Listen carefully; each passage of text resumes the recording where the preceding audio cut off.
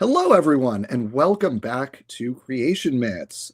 Joining me tonight is Dr. Chris Thompson, and we have something fun and potentially hazardous to your psychological health to watch and react to tonight. But before we get to any of that, I just need to make sure that everything seems to be working on YouTube. So just as I do, give me a second, make sure everything's good. Not only does YouTube appear to be working, and I can both hear and see us. I am currently not a Minecraft character, so hopefully it stays that way. We're going to find out. Before we get into tonight's festivities, Chris, first of all, welcome back. It's been too long. It's always a pleasure. Thank you.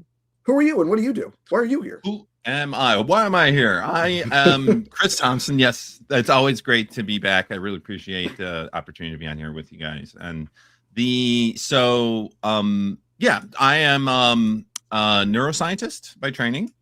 I am a professor at St. Mary's College of Maryland, and I'm in the Department of Biology and neuroscience there.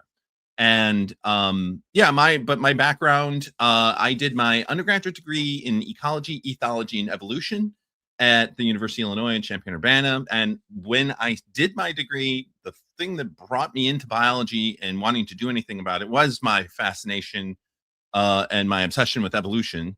But then as I was doing my degree, there were two other E's in my triple E degree. There was the ecology and the ethology part. And I became more interested in ethology, which is the study of animal behavior, which got me into neuroscience. So then I did my PhD in neuroscience. But my approach has always been very different than a lot of other neuroscientists. I'm much more comparative in my approach, a much broader aspect than simply focusing on, say, rodent models, which is what most neuroscience has done, or say in human models. I fully acknowledge that most of our work in neuroscience is focused on those two species, perfectly fine. But I have worked in a variety of animal species. I've worked with honeybees. I've worked with songbirds. I currently work with Xenopus laevis, which is the African clawed frog. I use them as animal models for addressing aspects of neuroscience, but I definitely have a broader aspect to the way I consider my neuroscience, because animals other than just mice and humans do have brains, it turns out, and we can learn interesting things about when brains work from looking at other animals too. So now why I am here is because you want me to get into it. So there's Examining please. Origins is a YouTube channel, right? And I've become recently obsessed with this channel. As some may have noticed, it's run by Rebecca. I don't know her last name. She's a nice lady, of course. She's been around in this game of evolution and creation for a little while. Back when I was spending a lot more time with Salvador Cordova, who's another intelligent design / creationist who's involved in this space. I noticed that he was spending a lot of time with her, like he was like coaching her or whatever. So there's this weird thing about it was like coaching and mentors, lesson in creation science kind of thing. Yes, there was a lot of that happening at that time, and I was like, okay, I'm not gonna pay attention to this. I could care less. I got more stuff to do with my time. So, but okay, like that was happening. But recently, she's been doing a lot of these live streams where she's like, guess what? Here's a thing about evolution that is just not true.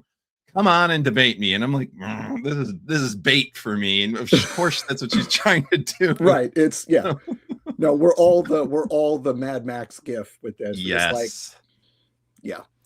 So I've been drawn into quite a few of these. If you look at her more recent live streams, I'm in about half of them, at least the ones where it's like open format. I gotta stop.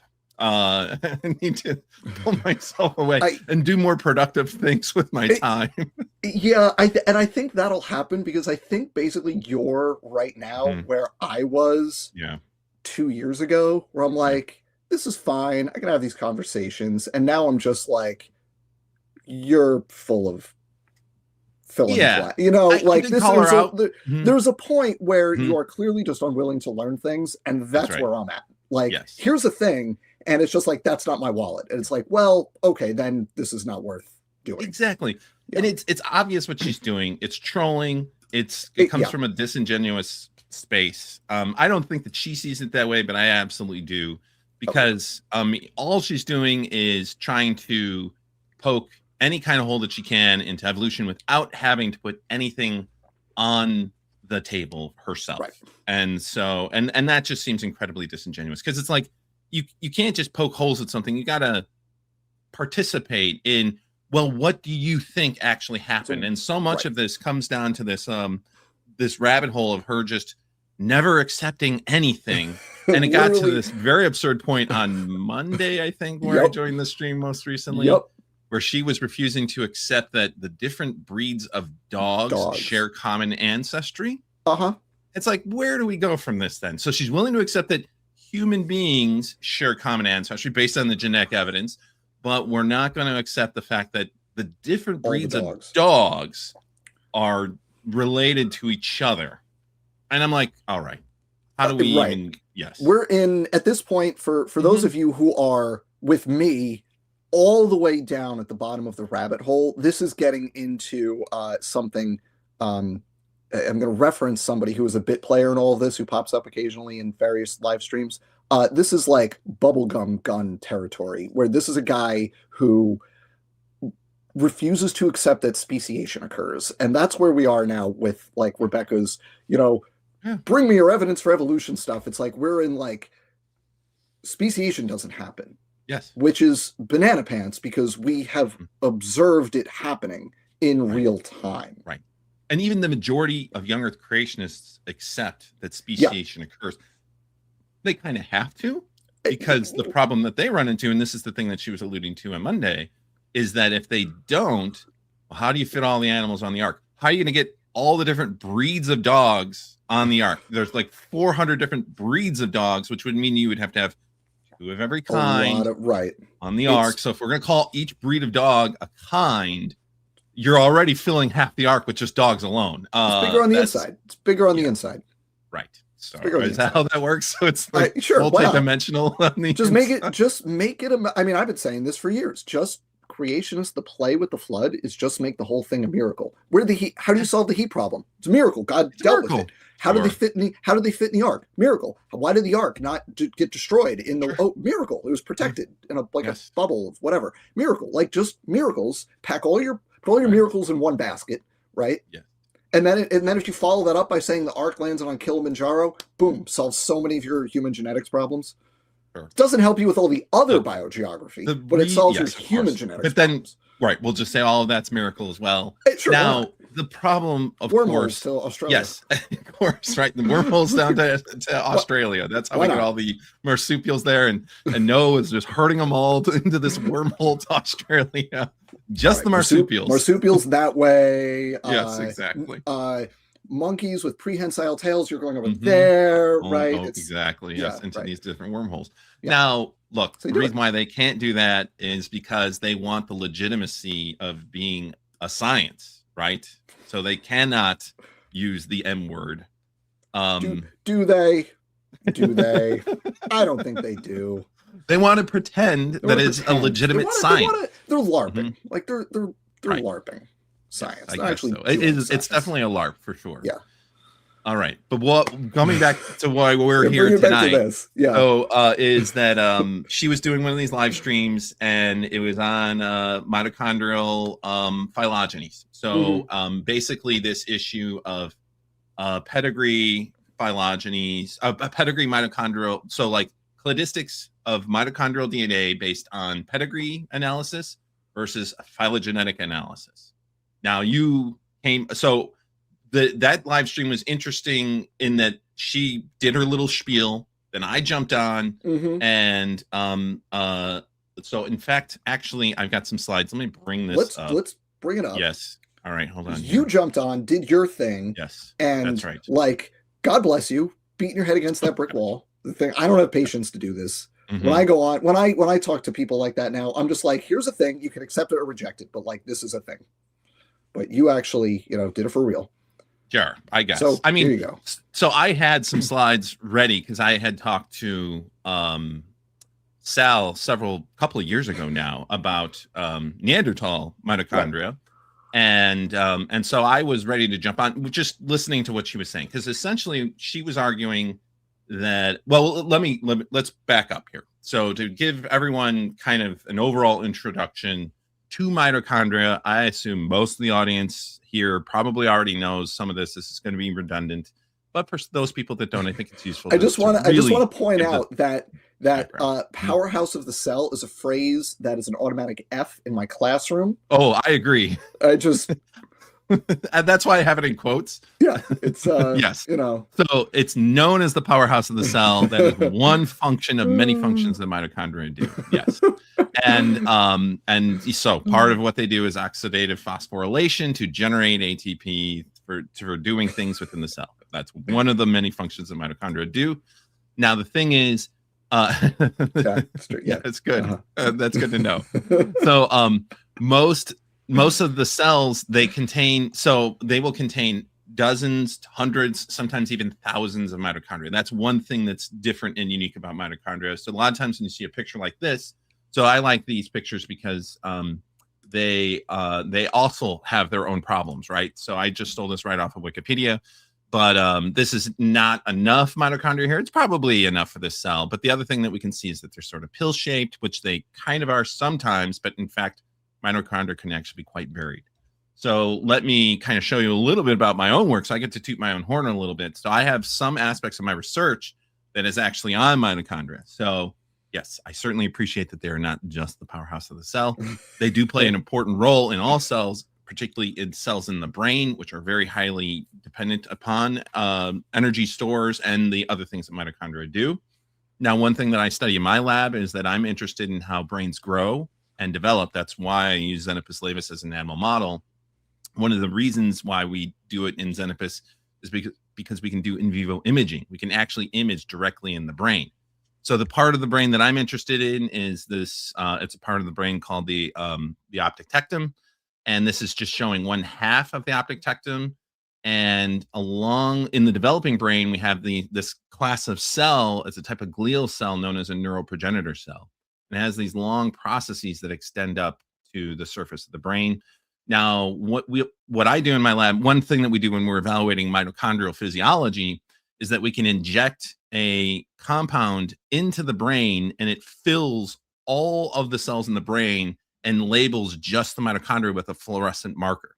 Then we can take that animal that while still alive and put it under a microscope and image live mitochondria inside the brain. So the animals are very, very tiny. They're transparent. So we can image directly in the brain. And essentially what we're looking at here in this image is we're looking at this part of the neuroprogenitor cell, which is called the end foot. So they have these long processes that extend up to the surface of the brain. These cells, they divide, they give rise to neurons. So in my lab, I'm interested in, this is called neurogenesis. So we're interested in this. And so when these cells divide and they give rise to neurons, the neurons, of course, have to grow dendrites. But all of this is dependent upon available energy stores. So you have to have mitochondria. So when you do this procedure, it's basically just chock full of mitochondria. It's literally hundreds of thousands of mitochondria that we can see in any one given image. But the cool thing is that this is like live imaging. So we can actually observe them moving in real time. So mitochondria are actually really dynamic. So they kind of wiggle around like this. So and what we're seeing here, this is an end foot. And as you can see, it looks like wriggling snakes. I kind of always think of, it almost looks like the floor. I always think of the floor in Raiders of the Lost Ark. Yeah. Yes. And the bottom, when all the snakes, when they open up the crypt where the Lost Ark is located. Why did it have to be snakes? Yes. Why does it have to be snakes? That's exactly what this looks like.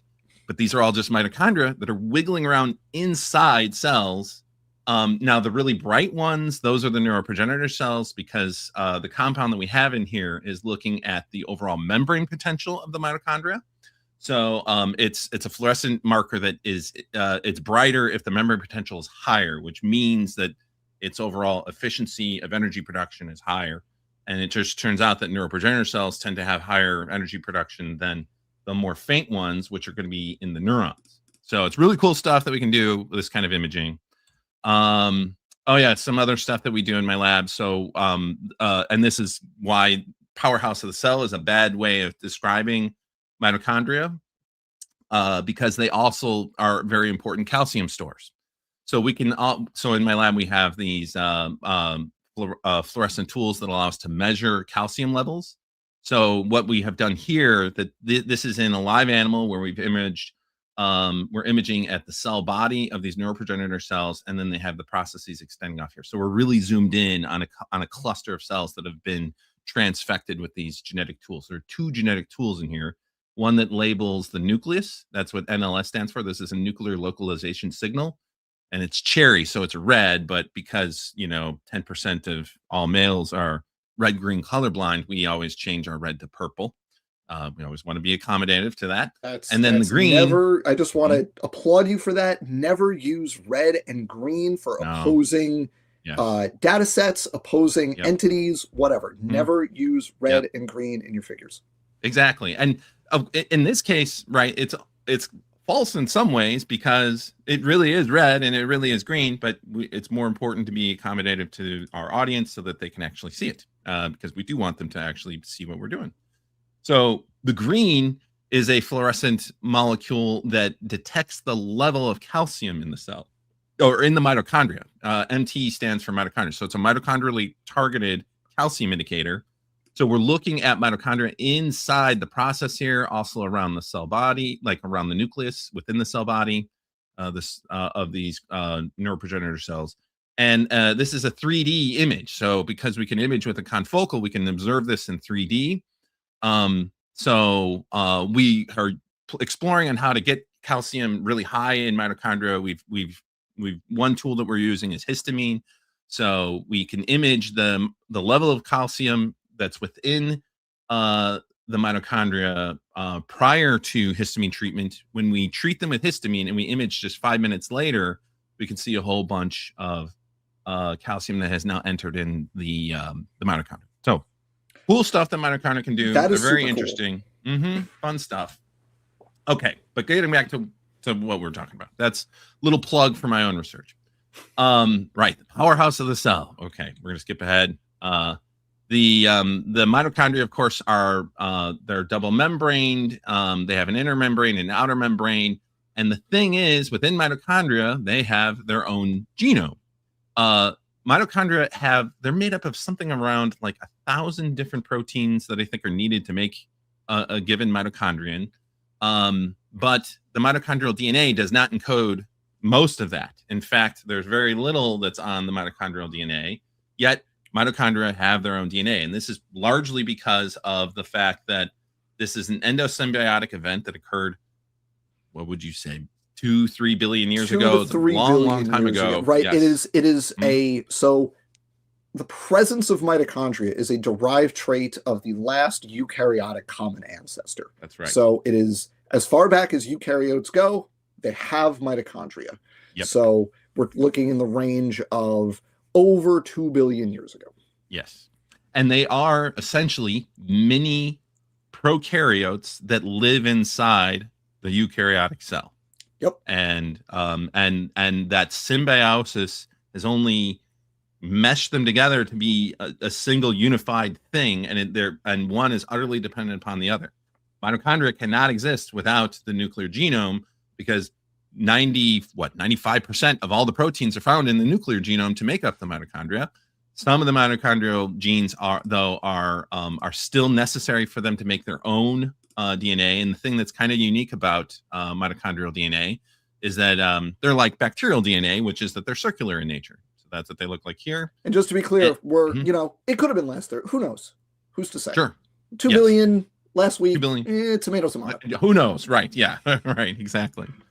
So the thing about mitochondrial DNA is that it's kind of, I was thinking about this. It's like the inverse of eukaryotic, especially human nuclear DNA, in that most of it does stuff. So there's 37 genes that are on the mitochondrial genome. There are tRNAs. There's a couple of rRNAs. There's 13 genes that actually make protein. So there's 37 total. And as I said, there's something like on the order of like 1,000 or so. I think it's more than that. It's more like 1,200 different genes are needed. And most of them are in the nuclear genome. Yeah. Yes, not here, right? So, but there's also this region, which is the highly variable region, and this is basically true in at least all mammalian mitochondrial structures. Like I know the size can vary a little bit of the overall mitochondrial genome, but it's going to vary from. So in humans, it's around 16.5 kilobase pairs. I think in all vertebrates, it's about that size. It's about 16. It's really highly conserved. Yeah. When you get outside of vertebrates, some of them are around 20 kb, but I don't know much about like what the structure of the mitochondria There's a little bit of variation, but it's enough that like it's enough that you can get resolution at like the phylum and above level. But you try to zoom in and doing like phylogenetics with the mitochondrial DNA at like below class, it's also similar. It doesn't resolve well. Yes. So you can compare mitochondrial DNA and what's specific. I mean, obviously you want to use the hypervariable region for things that are more similar. But you start getting into a situation because it's all genes except for that teeny little piece, which is less than 10% of it. And these are like mission critical genes. If these don't work, you are dead. Like, these have to work. They have to work. So the only thing that you can get are, like basically equal substitutions where you're not interfering with what the protein itself does. The synonymous so there's a lot. Yes, exactly. Synonymous mutations. So there's a lot of selection pressure against any sort of introduction of mutations, except for those synonymous mutations. So that's why, like, so the highly variable region, and that's why I was saying it's the inverse of the nuclear genome, right? You're the expert on junk DNA. That the human nuclear genome is 90% junk DNA. Whatever, right? Yes. Whereas only 10% of it is actually really functional, right? That it actually is the thing that is conserved. Mitochondrial DNA is the opposite of that. It's completely reversed. So it does serve some purposes for doing phylogenetic analysis, especially more recent splits. So it can be helpful in, determining some of the phylogeny and cladistics within humans, within other animal species, like within species. But once you get farther beyond that, it starts to fall apart a little bit. It gets challenging because there's so few tolerable sites for changes. It's similar to the RNA virus problem where you do the phylogenetics for RNA viruses and you can really only go back like maybe tens of thousands of years because they have small genomes and fast substitution rates. So you get saturated very quickly. And the mitochondrial DNA is similar, which is why you have resolution problems. On these other comparisons where, creationists love to say they steal this from Nathaniel Jeanson is where it all comes from, because he has this one paper. It's a blog post formatted like a paper, but he has one paper where he says, well, there are on average or the maximum divergence between any two humans is about 120, but if you look at the mutation rates, there should be 21,000 differences in the meta, and it's like, dude, it's only 16,000 base pairs. How are you supposed to get 21,000 differences? Exactly. Like, did you think about that for 5 seconds? Yes. All you have to do is just think about it. And that's the problem you run into, and it's actually much smaller than that because of the 16,000 whatever base pairs, there's a significant fraction of that if it changes, you're dead.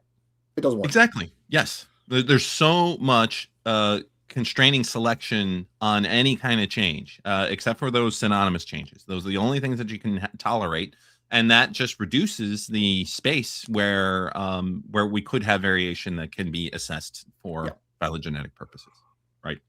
Other than the highly variable region. Right? But importantly, that hypervariable region is attached to the rest of it, and it's essentially bacterial.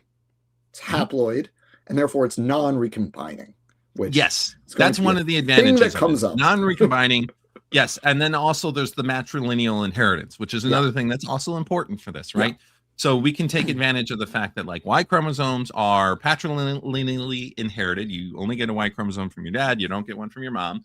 So that allows for some important analysis of migration patterns and understanding how populations have changed over time. And mitochondrial DNA can do the same thing, and they often look almost virtually similar. Like we'll get the same sort of patterns that we'll see. It's just two different approaches. And it's we can do this kind of analysis with other stuff, but the essentially being in effect for the Y chromosome and actually for the mitochondrial DNA per mitochondria being haploid and non-recombining, it just makes the math so much easier.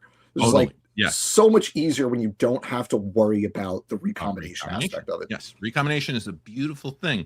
It allows for extraordinary variability that we can get from parent to offspring.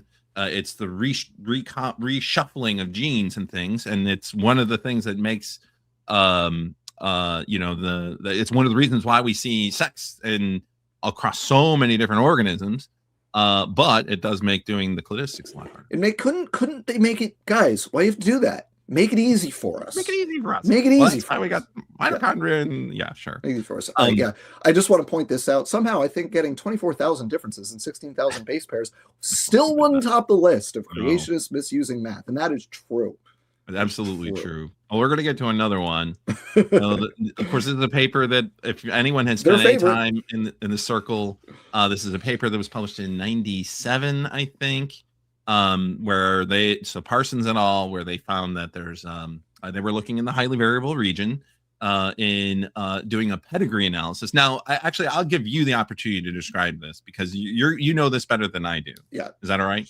Yeah, and I'm gonna groan as I do it because good. So the more you look into this paper, the worse it is. And I know at least one person who is an expert in this is at least suspicious that there may have been the word that he used was fraud. So like this paper it's got issues, but on the surface, what they're doing is they're looking at pedigrees. So they're looking at like grandparent, parent, child, and they're comparing the sequences of the mitochondrial DNA for each and saying, okay, how many mutations in this generation? How many mutations in this generation, right? And they're not like what we call deep pedigrees, like they're not going really far back in time. I think the most they do here is maybe like like great grandparent. I think it's only 3. Is I think it it's grandparent to parent to daughter? Yes. Yeah, I think that's it. There's a figure that shows. I may have that wrong, but it's not many. I briefly looked through it, and it almost all the descriptions I saw were grandparent, parent, and child. Well, the key thing here is not how far back it goes, is that they did it on a per generation basis. So they weren't looking at like grandparent to granddaughter. It was like grandparent to parent to daughter, right? And how many mutations here, how many mutations there. So they call these generational events, I think is the phrase they use. I'm looking at the abstract here. Did they say? I think that's the phrase they use, is generational events. Maybe in the paper itself. Yeah. Something like, and it's basically parent to offspring, how many differences are there? That's the one generation pedigree-based mutation rate. Right. Yeah. I could spend an hour talking about why that is wrong. In terms of extrapolating it backwards infinitely in time, which is what creationists want to do. To be fair, even in their paper, they talk about all the reasons why they don't go over it in the kind of detail that they should. Right. But they do acknowledge the problems with doing this kind of analysis because they talk about heteroplasmy, for instance. Like that's an important caveat. And they fully acknowledge that they observe heteroplasmy. They even see it in many of their subjects that they look at. Which means you can't just count the mutations because so for everyone watching who doesn't know the phrase, heteroplasmy is when you have a cell that has mitochondria, and again, you could have hundreds of mitochondria in a cell, and they might have different genomes within that single cell. Right. So that's heteroplasmy. Mitochondria are highly variable for a reason. One reason is because they do not have the error correction that the nuclear genome does, so they are prone to getting more mutations. Now, and these negative mutations get filtered out pretty quickly because they get selected against. But in a single generation, you sweep all of them up before selection has time to do its thing. So you get this inflated mutation rate on a one generation basis that if you were to survey, like if you had, mom and daughter, and you got a certain mutation rate, if you were to wait a century and survey great-great-granddaughter and calculate across that entire range, your calculated mutation rate is going to be a hell of a lot lower because selection is going to operate. And that doesn't require like, a bunch of kids died or whatever. A lot of the selection occurs in the germline where the oocytes that have the mutated mitochondria just die. So you end up weeding out a whole lot of the variation within the germline. But if you're only surveying one generation, you're necessarily not doing that. Right? Yes. Especially if you're looking in somatic tissue, so non-germline because no one's tissue. sampling the germline, you're sampling like blood or cheek swabs or whatever. That's exactly what they do in this study. Yep. So, and of course, you're going to see variability, and they do. They report it, and that's fair enough, and they do discuss it to some degree. But the part that creationists love is this paragraph, which is the first paragraph of the discussion. There it is. So yes, right, where they talk about. I won't read this whole thing, but right in the middle. Right in the middle there, you can see it where they say using our empirical rate to calculate the mitochondrial molecular clock would result in the age of mitochondrial DNA, most recent common ancestor of only 6,500 years ago, clearly incompatible with the known age of modern humans. Even acknowledging that the most recent common ancestor of mitochondrial DNA may be younger than the MRCA of modern humans, it remains implausible to explain the known geographic distribution of mitochondrial DNA sequence variation by human migration that occurred only in the last 6,500 years. Now, a lot of times creationists cut this part off. Yes. Because basically they're saying like, yeah, we know this is fucked. Like, this doesn't work. We know that we've been migrating for longer than that. Right. Like, we know when we were at places, and it goes back further than that. Yes. Therefore, the most recent common ancestor is not at that time. Right. Like, that's not hard to understand. And creationists will say, they're just, that's just their evolutionary bias. Their evolutionary bias. Well, they have to say this in order to get it published because of the hull monitors won't allow it in otherwise. I just take it up with the archaeologists at that point. Like, just, I don't know. We know when the Stone Age was. Like, yes. So, yeah. So Rebecca was doing this live stream. She was just basically presenting pedigree rates as the accepted rate, which was incredibly frustrating. Which she did a long show a couple months ago with Rawmat of all people, because there's a real expert. The guy who thought you could live on air. There's your expert in human genetics, and she did like a 2-hour show with him where she got all this pedigree stuff. So yeah. So then I jumped on. So she opened it up, and I was like, okay. Great. So even if we're going to assume that that we're going to accept that as an accepted rate, the young Earth creationist rate of 6,500 years ago, well, what about if you consider the information, the genetic information we have about Neanderthals? Because I know Chris, Parsons was not based on that. Hey, Chris, I just have to. I just. Oh, sure. Jump in. The mouth breatharian is. That is amazing. That is the most perfect, and that's brutal. But I'm going to refer to Rawmat as the mouth breatharian from now on, because that's really good. I appreciate that, Chris Decker. Thank you. Sorry to interrupt. I just had to share that bit of inspiration with everybody.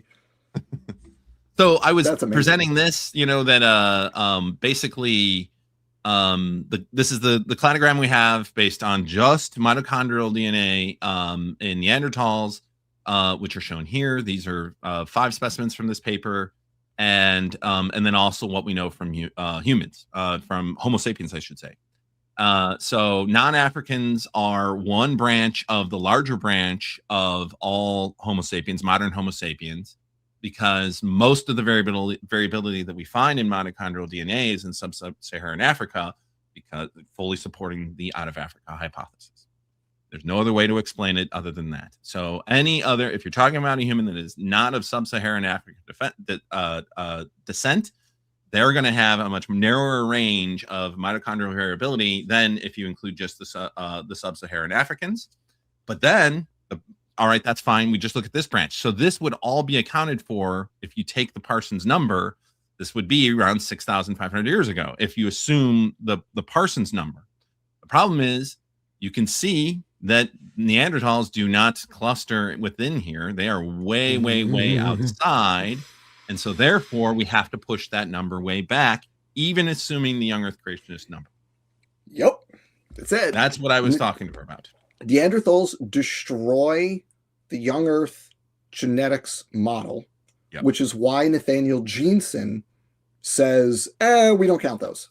Right. He doesn't have a good reason for it, but that's because he's done all the, he's the guy who is responsible for doing the mitochondrial math for creationists. Mm-hmm. And he just totally discounts the Neanderthal DNA because they have like 2 to 3 times the mitochondrial variation that we do, which if you assume that straight line rate like creationists do, then they're way outside the young Earth timeline, considering that they say Neanderthals came from the Ark.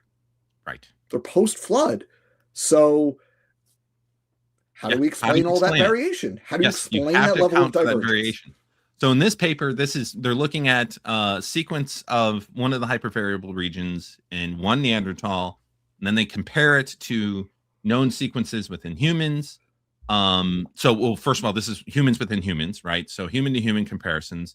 So basically within this small region of the mitochondrial genome, so just one of the hypervariable regions, the most variation that you're going to see within all humans, at least the ones that were in this data set at this time, was going to be around 15 base pairs different. So everything else would be the same, except for at most, comparing the greatest variation that you're going to find within humans would be 15 base pairs.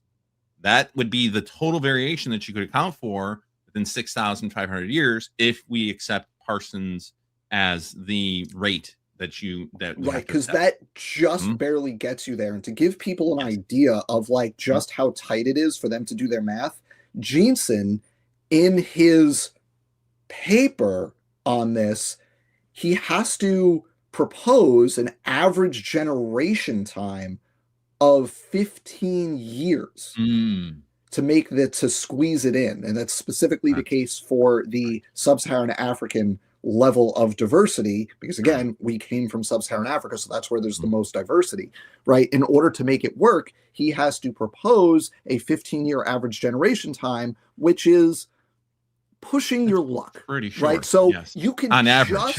You can just bet, right? Because average implies that you have shorter generation times. Yeah, exactly. Right. So extreme pedophilia. Right. So so in order to make these numbers work, which again are the best case numbers for creationists, like you cannot squeeze them anymore to get to the 6,500. You have to account to any more variation. Like you cannot account for it. It does not work using their own math. I just want to make sure everyone appreciates the degree to which they have to like squeeze that box real tight to make everything fit, right? That makes sense. So they redid it. I didn't realize that because Parsons uses 20 years as the generation time, which is probably how they come up with the 6,500 year number, which is still too long, right? Like that's already past that's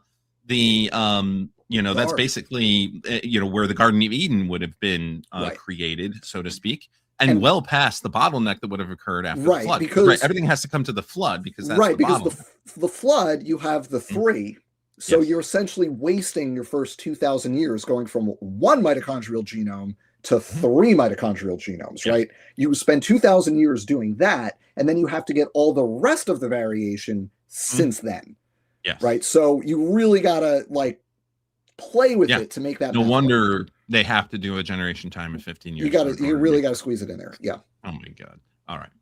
But the problem is you cannot account then for Neanderthals in that case, because you can see just within this paper alone, the range of variability that we can see in this one Neanderthal genome, their mitochondrial genome, goes up to 35 base pair differences from like any other human. So now we're basically more than doubling the range of genetic variation we can find if you include Neanderthals plus humans. Now, the other thing which should be obvious here is that this Neanderthal is way outside of the human distribution, like way outside. That also means that it's like not part of the human clade. It just is not.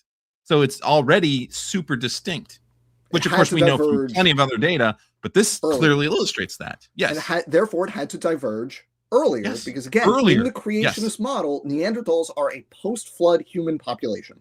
So they had to diverge before everything else. So now we need the flood, say 4,500 years ago, right? Now you need some amount of time where there's perfect segregation between the Neanderthals and everybody else, followed by a later point, some inbreeding backwards. But then the Neanderthals have to generate double the amount of variation in that time. Despite being highly inbred and having a small effective Yes. population size. That's right. Exactly. Yes. Again, things that are completely run contrary to what they assume. Yes. Yeah. So already there are things that work against that hypothesis, but just this alone just totally debunks it. No, this graph destroys the young Earth timeline. Period. The end. Like this. This is it. This plus Parsons means that it has to have been around 20,000 years ago at least. Yeah. So it just doesn't work. So I jumped on the stream and I did that. Yeah. And you can do the same thing because this is just for the control region, that more variable region. You could do the same thing for the whole mitochondrial genome, where it's a maximum of approximately 120 differences among the two most divergent humans.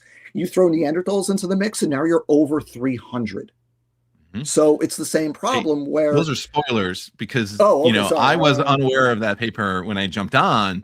That's where Junior. There we go. Our creationist friends so do we want to show the stream? So that's a great segue then, because after Chris was on, then Jr Silva. For those of you who don't know Jr Silva, first of all, I'm jealous. Bless your heart. I'm just, man, the things I've learned and the people I know that. When people say, I don't know who that is, I'm just like, oh. I didn't know, honestly. My sweet summer child. Yes. And I've been involved with this for a bit, but no, he's a favorite on Rebecca's channel, and it just nails on a chalkboard for me every time he opens his mouth. And so he jumps on ostensibly to refute the stuff that Chris said. So let's go to the videotape and see how he attempts to do this, because half of this is, okay, thank you for making my case for me, and half of this is what is happening? What are we doing? So chat, as we get into the what is happening part of this, please help us understand this, because Chris, I know you did a little prep work for this stream.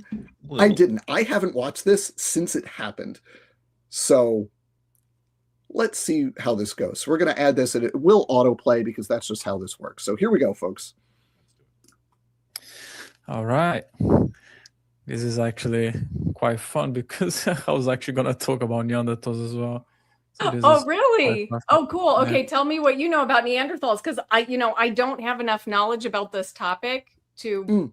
Maybe I just want to say I left that part in specifically for that line because I don't know. Maybe that means you shouldn't be trying to overturn an entire field of science. Just a thought. Maybe just like it's stunning to me. I mean, the ancestral genome work over the last 20 years has really revolutionized our thinking around. I mean, I don't want to say revolutionized, but it's added a whole extra block to the foundation of our understanding of evolution, right? It's confirmed most of everything, but it's provided so much additional context, and to like not know any of it. And I mean, to the point where the Nobel Prize was given in 2022 to Svante Pääbo for his work on this. Who, by the way, was an author on the paper you just showed. That's right. If you look at the list of authors, he's the senior author. Also an author on the paper that Junior's going to show as well. There you go. Perfect. Yeah. So I just have some self-awareness is what I'm asking. Like, is that so much to ask? Just have a little bit of humility and self-awareness. Yes. I mean, if you've been spending years focused on this issue and to not know anything about Neanderthal genetics, like that's crazy to me. So here we go. To know how to respond fully to what the data he was presenting. So, okay. So let me just... hold on a sec. Also, let me just say, I'm not going to speed up the video at all because I know people like to watch things faster. And then if you set it to double speed and the video is already faster, it becomes chaos. So we're just going to have to suffer through it That's fine. Whatever regular speed. I have a hard time actually listening to things like at double speed anyway. And I find it kind of to be, it almost sounds like pressured speech. It makes me anxious to hear it at double speed. I'm from North Jersey, so that's just my default speed. I'm a Midwest boy where we my default speed is at least 1.5. So I see. Okay. That makes sense. Okay, Oh, here, the button here. Okay. I will say, Junior could be sped up though. That's for sure. Right. I just, well, oh, yeah, the answer is no to that question. Yeah, Junior is just a. So now I'm sharing my screen. Whoops, did I do it? Okay, there it is. Okay, here we go. Can you see it? Yep. Cool. So this is from, this is actually an evolutionary article, like Ancient DNA and Neanderthals. And I'm just going to go down here. Sequencing. Okay, so I appreciate Dr. Thompson comments. Yeah, see, that's not nice though. That's him being a dick. Is it? Yes. Okay. See, he does this like fake nice guy thing. Oh, I appreciate what you just said, and then will either lie, misrepresent, or ignore everything you just said. Okay. Like he just, no, I can't stand this guy. Okay. Maybe you, like I said before, you just have way more patience than me. My patience. I used to have the reputation for being like the patient one, and now I'm just like, yeah, screw all these people. No, okay. Yeah. But he said that all the bits that don't align with the human mitochondria, the Neanderthal, don't align with the human at all. But then he said only looking at a specific region. Now let's read the sequencing the complete Neanderthal mitochondrial genome. Wait, we got to pause. Okay. So I don't know if I said that we were looking at a small region. I think I did, that we were looking at the hypervariable region. It doesn't matter. I mean, as he's going to show, but okay. It's the same. Yes. You get the same results. Yeah. And yeah, that's exactly. This is what we're getting here. Just bless your heart. The creation. Yeah. Right. Like, so he's being, you're right. He is being a dick here in that he's like, oh, well, he only showed you a small part, but if you look at the whole thing, okay, well, let's look at the whole thing. All right, let's just get into Please, let's show us the whole genome data. Yeah. Please do that. They just going on the story about how they successfully were able to actually create a full Neanderthal mitochondrial DNA, not just a small region. And then they go on to say this person sequenced the entire genome of 5 more Neanderthals, and then there's an article from 2009. Sequenced from 2 individuals from the Neanderthal Valley in Germany and another in Russia, another from Spain. Get us a little bit here. And then they go on to say genomes suggesting lots of inbreeding between them. Yes. The low diversity might signal a small population size. So basically, we have lots of genetic evidence that Neanderthals indeed they used to inbreed a lot because small population spreading across Europe, spreading across Asia, so a lot of inbreeding happened basically, and they are even more similar between themselves than modern humans. Okay. Yes. Which, by the way, hurts the creationist case. By the way, yes. Like just because they need that mutation rate, they need the substitution rate to be faster, and inbreeding reduces it. Yes. Called a complete Neanderthal genome sequence determined by high-throughput sequencing, 2009, I think. Anyway, they took a Neanderthal, just one Neanderthal, I think from Germany, and it's actually the one mentioned here. It's actually one of the 5 mentioned here, and they were able to actually sequence the whole thing. Mm-hmm. And they compared with modern humans. There it is. And here it is. There we Complete. So when you take the whole mitochondria... Okay, let's just pause here and note how that figure looks just like the one that Chris presented. Well, B, down on the bottom, is the exact one that I presented. Yeah. Oh, yeah. Yes. There it is. So, because that's the hypervariable region 1. I think that's what that's showing. And then, but the hypervariable region 2, you can see that there's more overlap. And then the complete mitochondrial DNA sequence, that's the whole thing.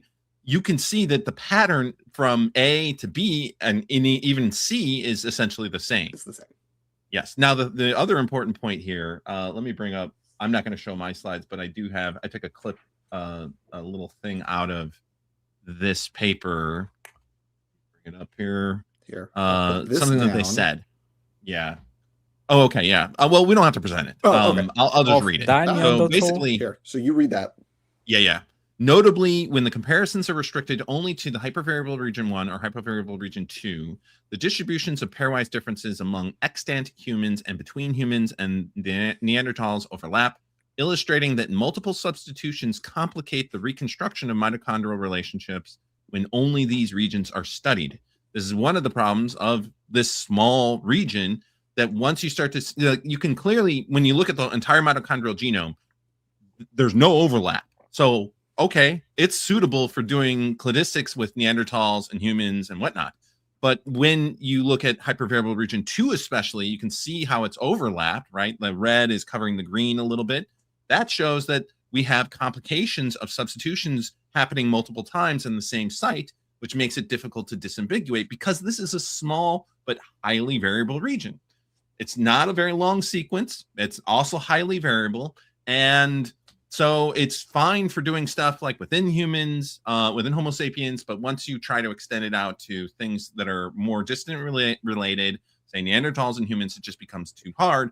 However, when you look at the entire mitochondrial genome, which A shows, that's perfectly fine, and it shows that like they are completely separate lineages.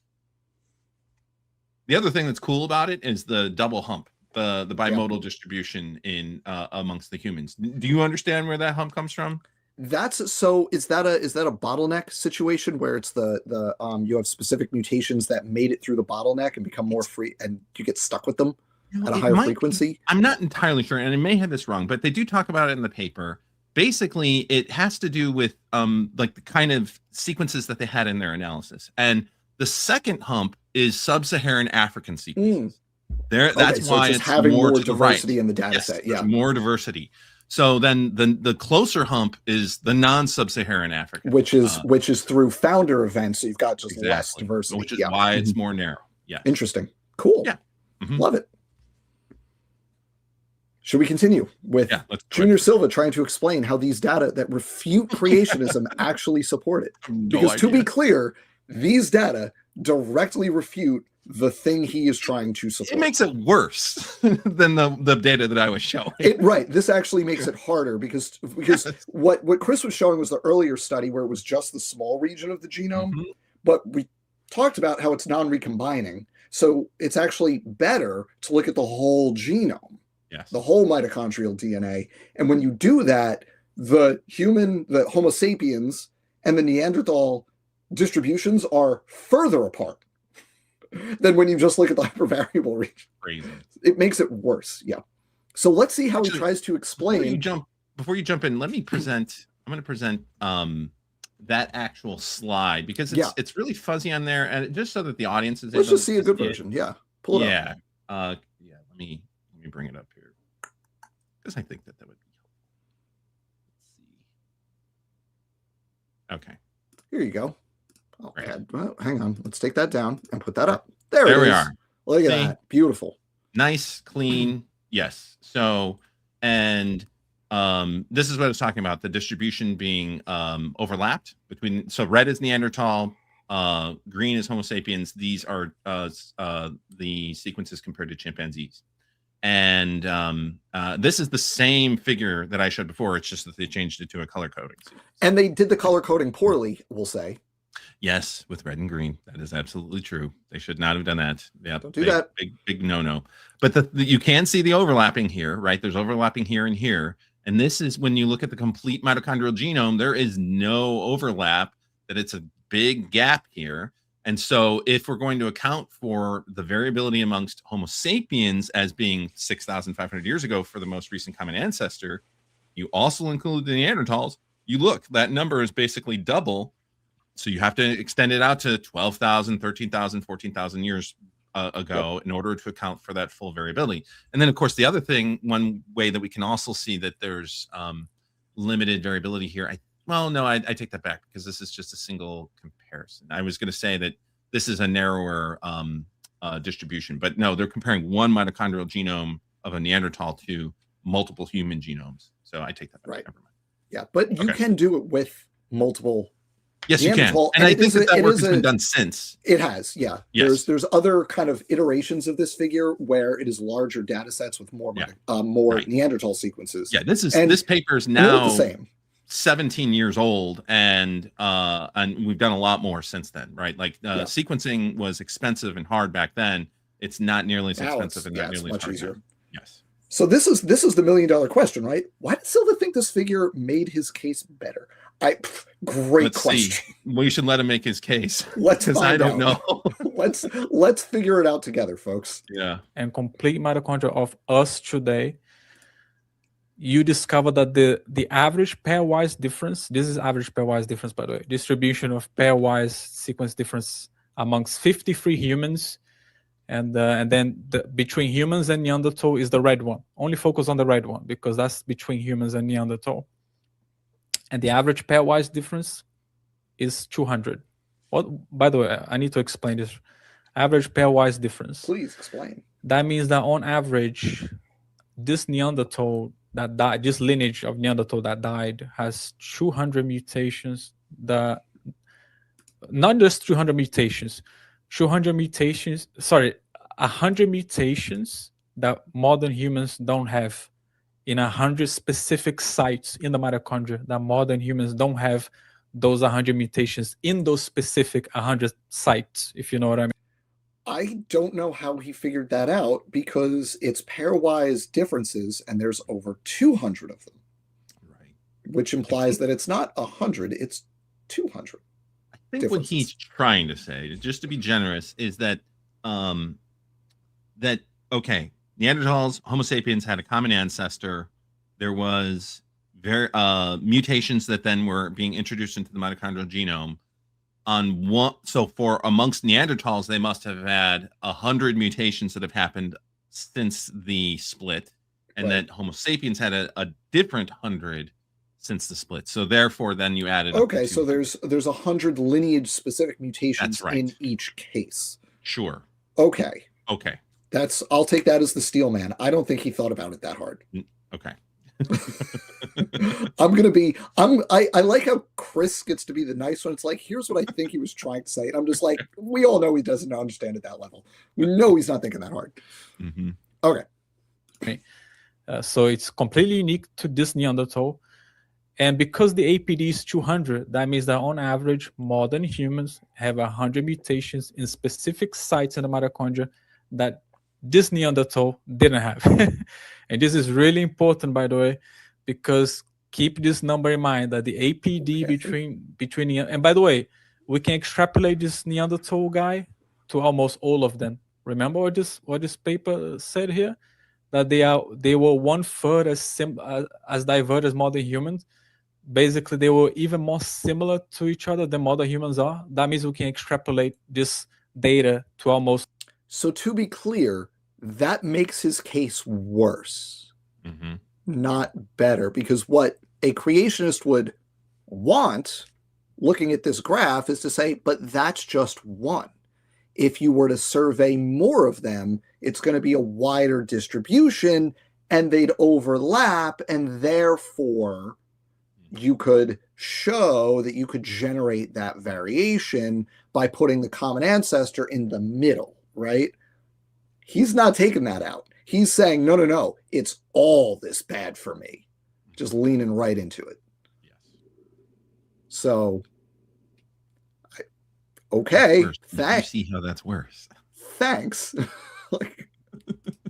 All Neanderthal and say that they were very, very similar as APD of 200 as well, when you look at the whole mitochondria.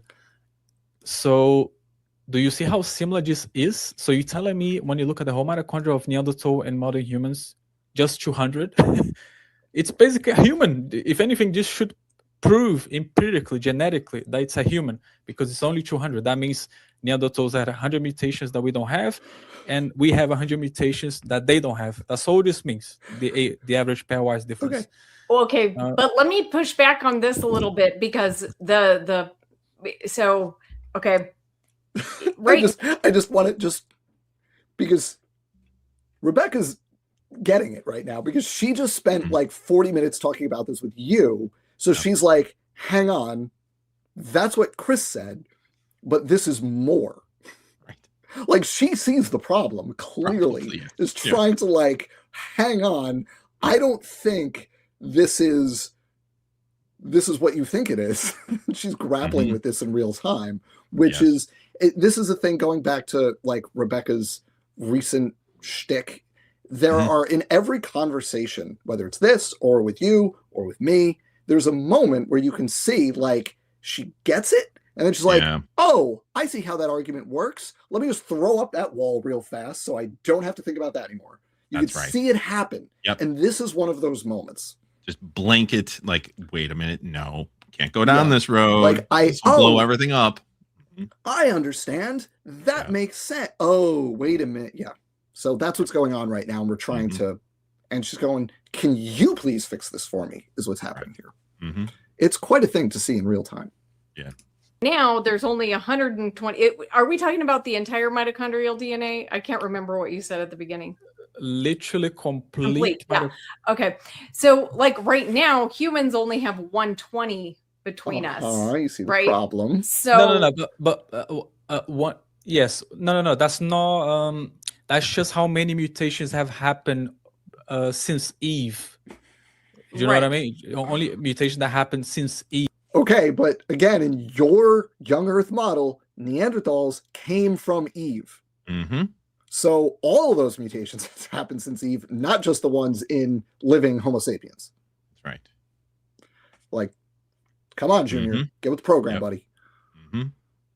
Eve, and that just means, Rebecca, if anything, that just means that certain haplogroups have mutated much faster. Do you know what I mean? In the same amount of time, Africans, especially Africans, they're the ones that have about 100, 110-ish, you know. Meanwhile, the rest of the Africans have had a greater mutation rate. That's how we No. There's literally no evidence of that. No, there's no evidence. To be clear, there is no evidence that sub-Saharan African populations have a faster mitochondrial mutation rate than the rest of the world. There is zero evidence of that. Exactly. Right. And so now he's trying to play the game that Neanderthals must have had an even higher well, we'll see, like if he goes that way. But he's saying Neanderthals here at least had an even higher mutation rate than the absurdly high rate that they're assuming for sub-Saharan Africans, which there's no evidence of whatsoever. None. Right. Attempted a saving throw. Not one. Good try. Yeah. Good try. World has an average mutation accumulation since Eve of about 45, I would say, based on a paper that Rob Carter did recently that I have here, actually, about 45 mutations since Eve. And however, these are mutations that have happened in specific sites in both Africans and Europeans and the rest of the world. We're talking about 100 mutations in Neanderthal, not found in not even Africans, nowhere now, specific to just to Neanderthal. You see what I mean? Specific in those sites. Yeah, I see what you mean. Yeah. Okay. So, but what is are you responding to what Dr. Thompson said? Because it sounds like you're actually going along with what, and that's fine. I'm not arguing the data, but I'm saying, do you have a response to what?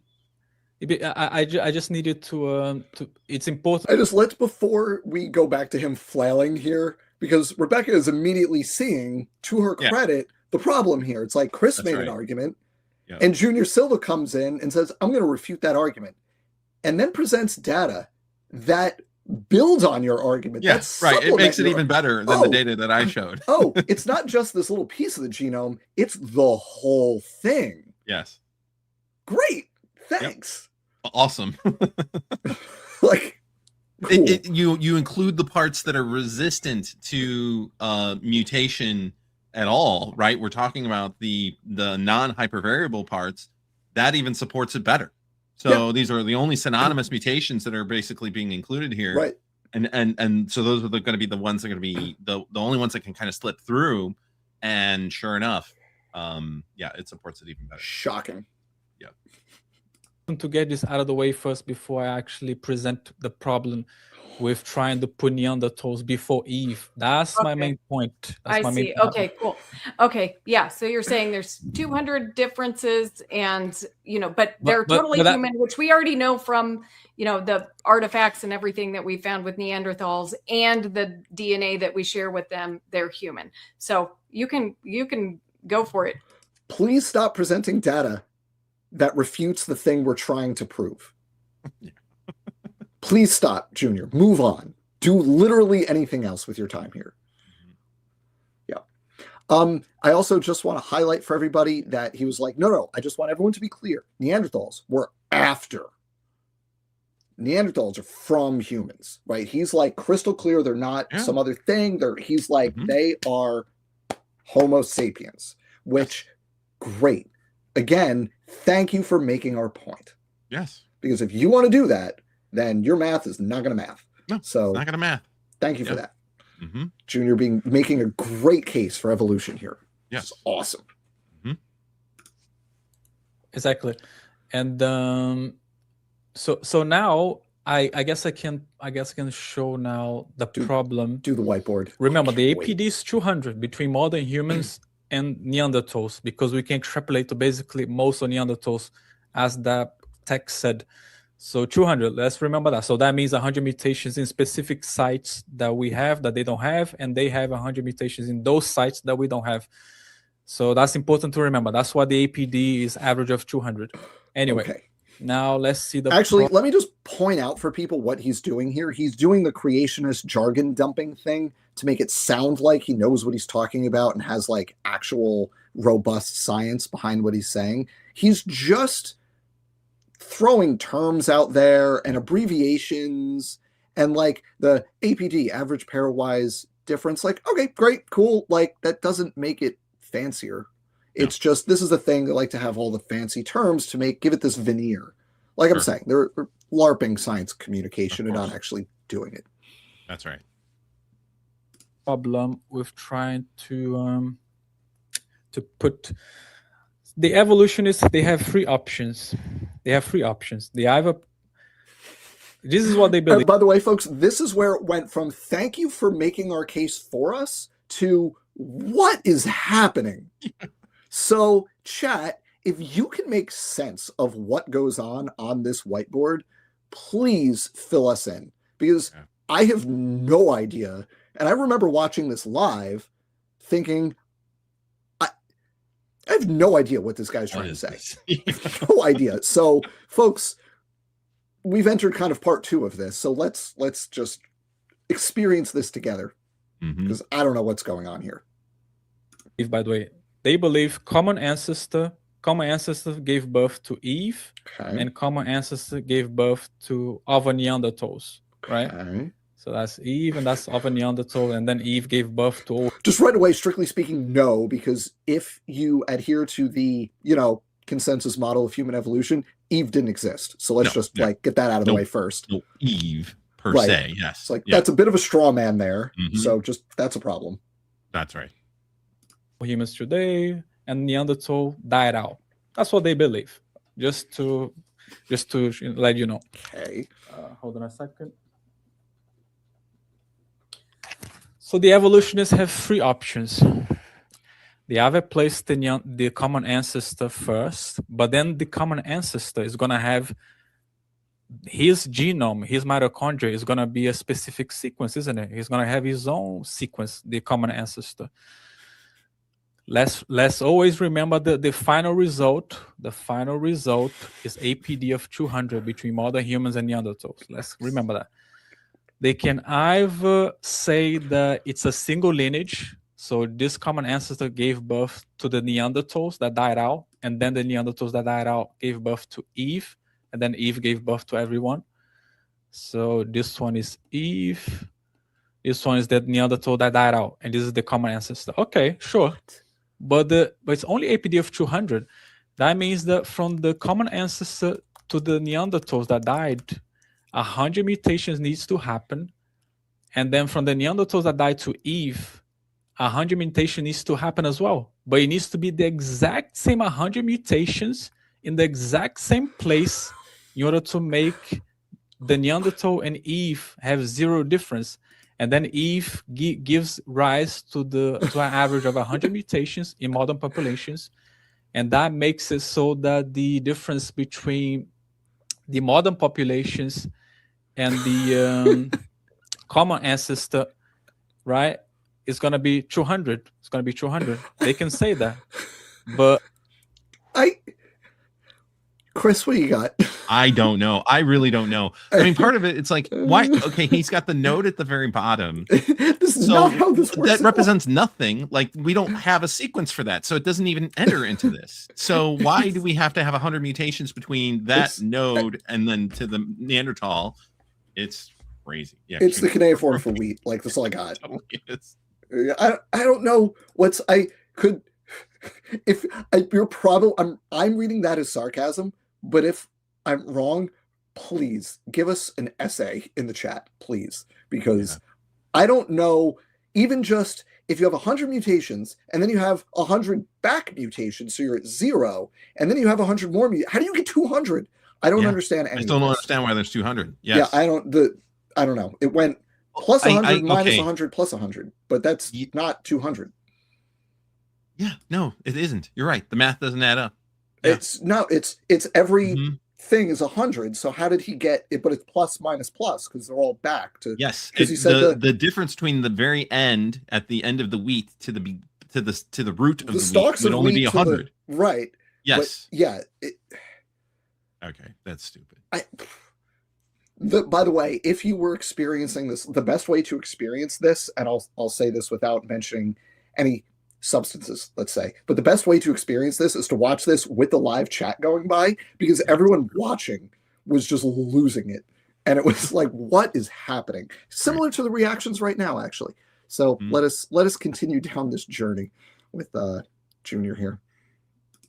Do you see how that breaks logic? How that 100 It mutations needs broke to mine. happen, then the exact same 100 mutations needs to undo themselves in order to reach Eve, and then Eve gives rise to 100 mutations in order to make the final result of 200. This breaks chemistry totally. Like, I'm not even gonna. You know what I mean? This is option number 1, and option number 1 clearly doesn't work. Now, I just want everyone to appreciate Rebecca's face right now. She's like, puzzled. I don't think this makes it better. Yeah. Plus, I don't think you're being. This makes any sense at all. I don't. Yeah. Perhaps you didn't understand. I guess you didn't really understand this because it can be a little complicated. So just let me know if you want me to. I don't understand it, but I'll go back and watch it again. Give me option number 2. Okay. Okay. It's like, I don't get it. Move on. They stuck with these 3 options because the final result is only 200 APD between the Neanderthals full sequence and the modern humans. So option number 2. Option common number 2. ancestor first, but it's not a single lineage this time. It actually branches off this time. Option number 2. So option number 2, let's say that the Neanderthals died out. The Neanderthals died out here, and the Eve came much later. Eve is right here. Eve is right here. Neanderthals that died out is here. Okay, so I just need to point out for everyone, even if he's only referring to the evolutionary concept of mitochondrial Eve, as in the mitochondrial most recent common ancestor, the branches are the wrong lengths. Mitochondrial Eve existed way before Neanderthals went extinct. Yes. They need to be reversed in their lengths. Right. It's so, even if we steelman this to the point where he's talking about the concept, the most recent common ancestor, not the literal biblical person, this still doesn't make any sense. Just want to, even giving him all the benefits of the doubt, it's still nothing. You have the same thing basically. You have the sequence here. The common ancestor is going to have that specific sequence, and then it needs to give rise to and from Eve gives rise to all humans. So okay, but now the Neanderthals here have to accumulate a certain number of, it's going to have to accumulate those number of mutations again, because the final result is 200. So this Neanderthal is going to have those mutations here. It's going to accumulate 100 mutations here, And but see, now this doesn't make sense because. All right, so Chris, I Yes. need to go deal with some family things. Bedtime and such. So I'm going to let you hold down the fort for a bit. Really? Do you want me to switch back to your slides and I will be back soon? Sure. Yeah. How does that sound? Folks, I apologize, but I got to run. Yeah. Half the house is sick right now. I'm part of that half. You sound pretty good for them. I'm on the back end of the curve. I gotcha. See me when I wake up in the morning. It's not as good. Okay. So I'm gonna switch to your screen so you can. Here you go. So I'm gonna be back in a couple minutes. Good. And I'll vamp a little bit. Just thank you. I appreciate you. I'll be right back, folks. Yeah, no problem. Chris. So yes, not a problem. Hello. All right, I've taken over Dr. Jan's stream. Welcome to Creation Myths with Dr. Chris Thompson. All right. So one thing that I wanted to talk about, and this is what I was just looking at while the Dr. Danny mentioned, was that the most recent common ancestor, Mitochondrial Eve, quote unquote, is something on the order of around 200,000 years ago is what our best estimate is. And I was looking to see, what does this specimen that we're looking at here, what does that actually date to? And I'm going to have to snip it because I don't have control over the stream. So I'm just going to have to add this to my PowerPoint that I have here. So we're going to be doing some editing in real time. And yeah, so let me go back to the stream, see if we're there. Yep, good. Okay. So this is from that paper that that Junior has been talking about.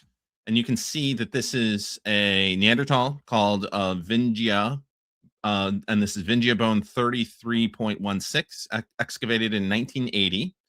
And you can see that it dates to 38,000 years ago, which is a lot more recent than 200,000 years ago. So this would have had to have been much, much more recent than the most recent common ancestor based on mitochondrial comparisons and phylogenetic comparisons for humans. So Mitochondrial Eve definitely was a lot older than the than this particular specimen that we're talking about. I mean, this is only 38,000 years ago. So yeah, totally wrong. Whatever model that Junior was just showing is totally bunk. Let's see something else that I can show from the other papers. Let's see here. This is a more recent paper looking at genomic comparisons amongst the different Neanderthals and also some Denisovans as well. So that's the other thing that is not included in here, but really should be, is that Denisovans are their own separate species, right? So, and their mitochondrial genome does associate with Neanderthal, but is outside. It's a separate clade of the Neanderthals. That's why we call them a separate species. Well, many people do. So, just for reference here, we have this is all Homo sapiens right here. So this cladogram, I said it's genomic, but this is mitochondrial sequences. You can see that the humans are, Homo sapiens are in this clade. This would have to be 6,500 years ago if you use Parsons data. This now includes a whole bunch of other sequences from a bunch of different specimens. Here's Vingia. That's the one that we have been talking about. And you can see that they are all entirely separate in their own separate clade from Homo sapiens. And so this doesn't improve the argument for the creationists. It actually just makes it worse. But then when you add in Denisovans, it's going to be even more variability. So these Denisovans here, Denisovan 4, 3, 8, and 2, you can see that it's even more outside of the clade of the Neanderthals, which is already way outside of modern humans. So yeah, just creates all kinds of problems for the young Earth creationists. So, all right, let me look through the chat a little bit and see what we got going on here. Oh, hi, Creationist, Mrs. Chris Thompson. That's me.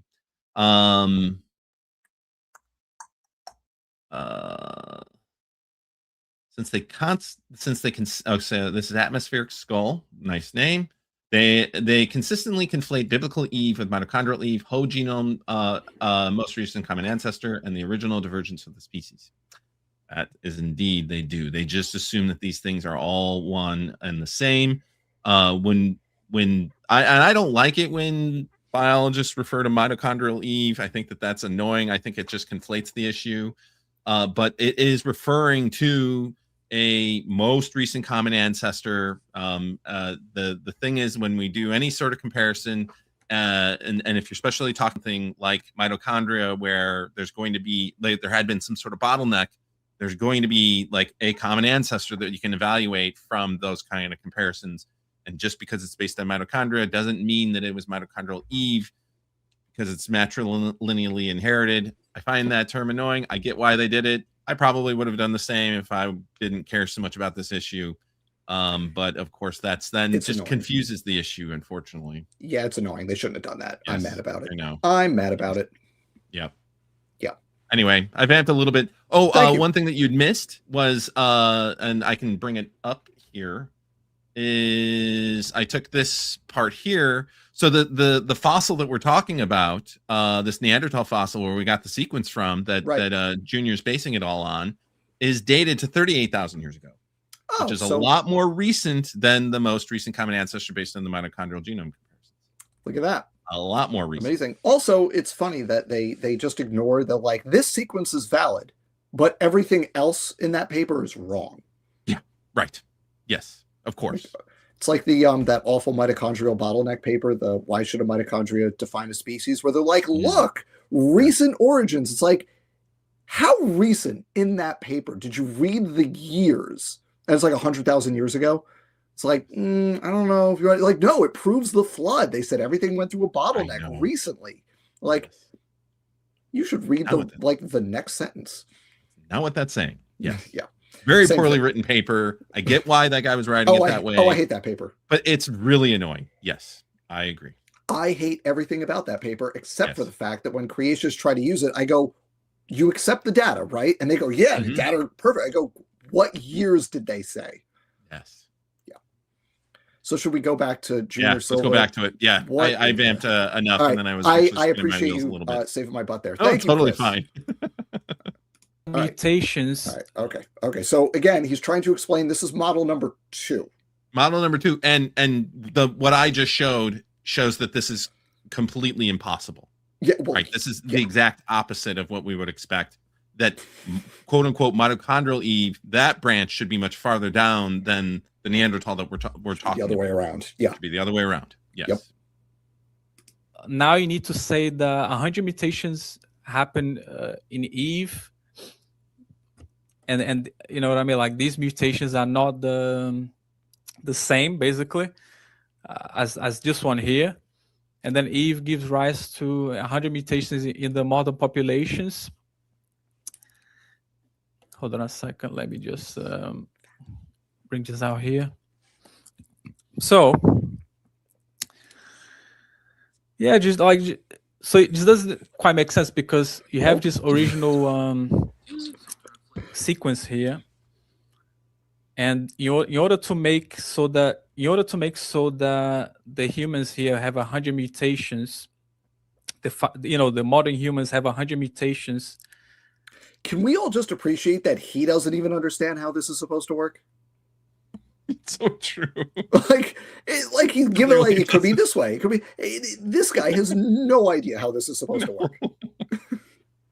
Like, I'm sitting here going, can someone please explain this to me? And the person who is presenting the idea is unable to do that. Right? It's a mess. I have no idea what this is supposed to say. and yes, I just want to like, yeah, she's in the same boat as the rest of us. She's like, what are you talking about? No sense. So far, just to be clear, he's been on for like 15 minutes.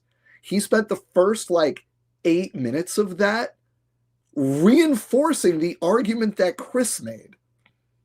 And then since then, it's just been completely bananas, and nobody can make sense of it, including Jr Silva himself. Yeah. It's beautiful. This is like performance art. Yeah. that this Neanderthal have, you would have to accumulate the different mutations along this path. You know what I mean? So it doesn't, again, it just it doesn't quite make sense, however how you try to put it. Or okay, I don't understand why that doesn't make sense. Like I in either one of these scenarios, I guess I'm not understanding the significance of what you're showing me. Yeah.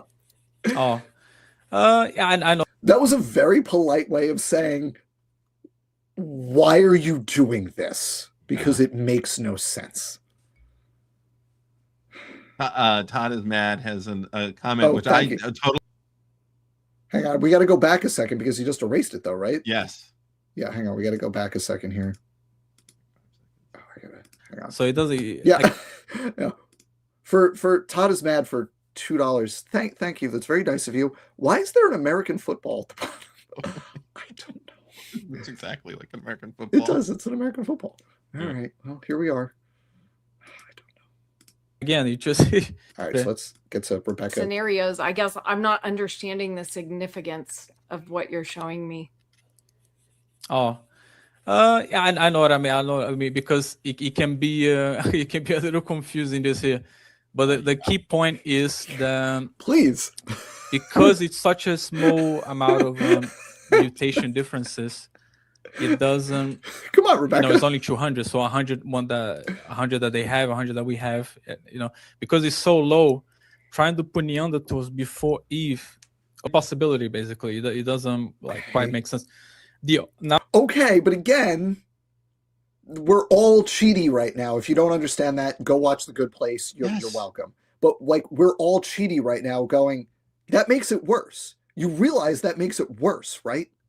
Right. Like, if you have to fit all of that in after Eve, that makes it worse for creationists. Yes. Now, but I think, okay, is he saying that, I don't know. It's like when he talks, it feels like my brain is melting a little bit. So it's very hard to really understand any of this. Yes. So like, okay, Neanderthal, they came before Eve, but okay, everyone agrees that there had to have been a common ancestor for Neanderthals and Homo sapiens. It's both the question, and we agree on that. Right. But when we talk about quote unquote mitochondrial Eve, again, we hate that term, but the most recent common ancestor for humans, we're talking about that distribution, you know, that of the unimodal or bimodal distribution amongst Homo sapiens.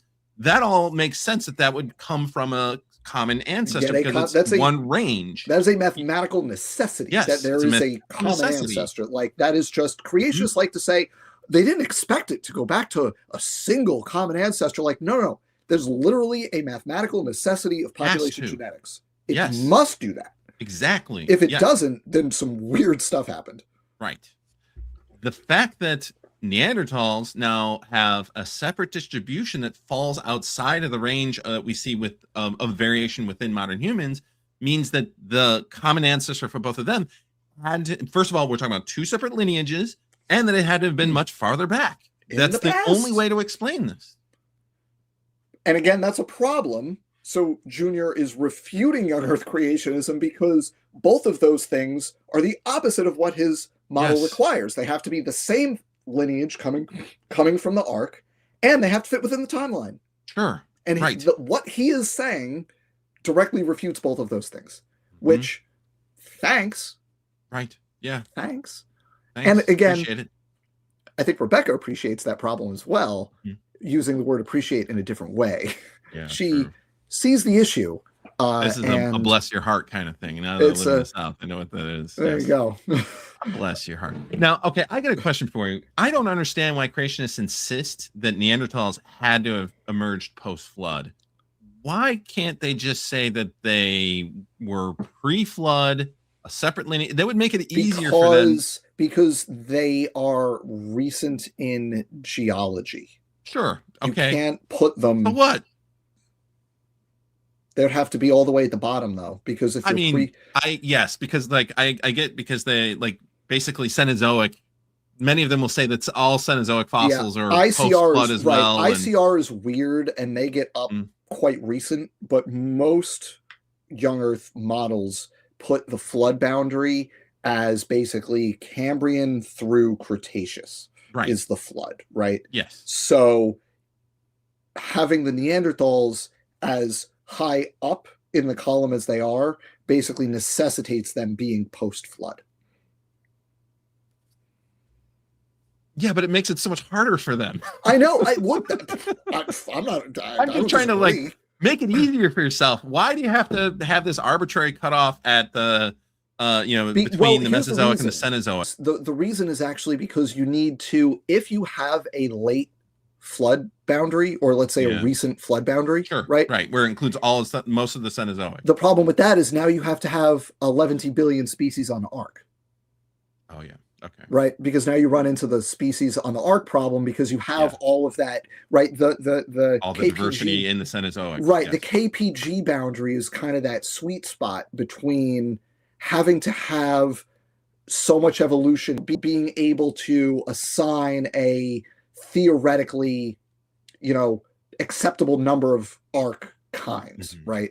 Whereas if you go more recent, which is, I think ICR is of the big orgs. I think ICR is kind of idiosyncratic with their flood boundary. And that's going to create a lot of problems for them because it's like, okay, well, all of those species existed then. So how do you fit all that stuff on the arc?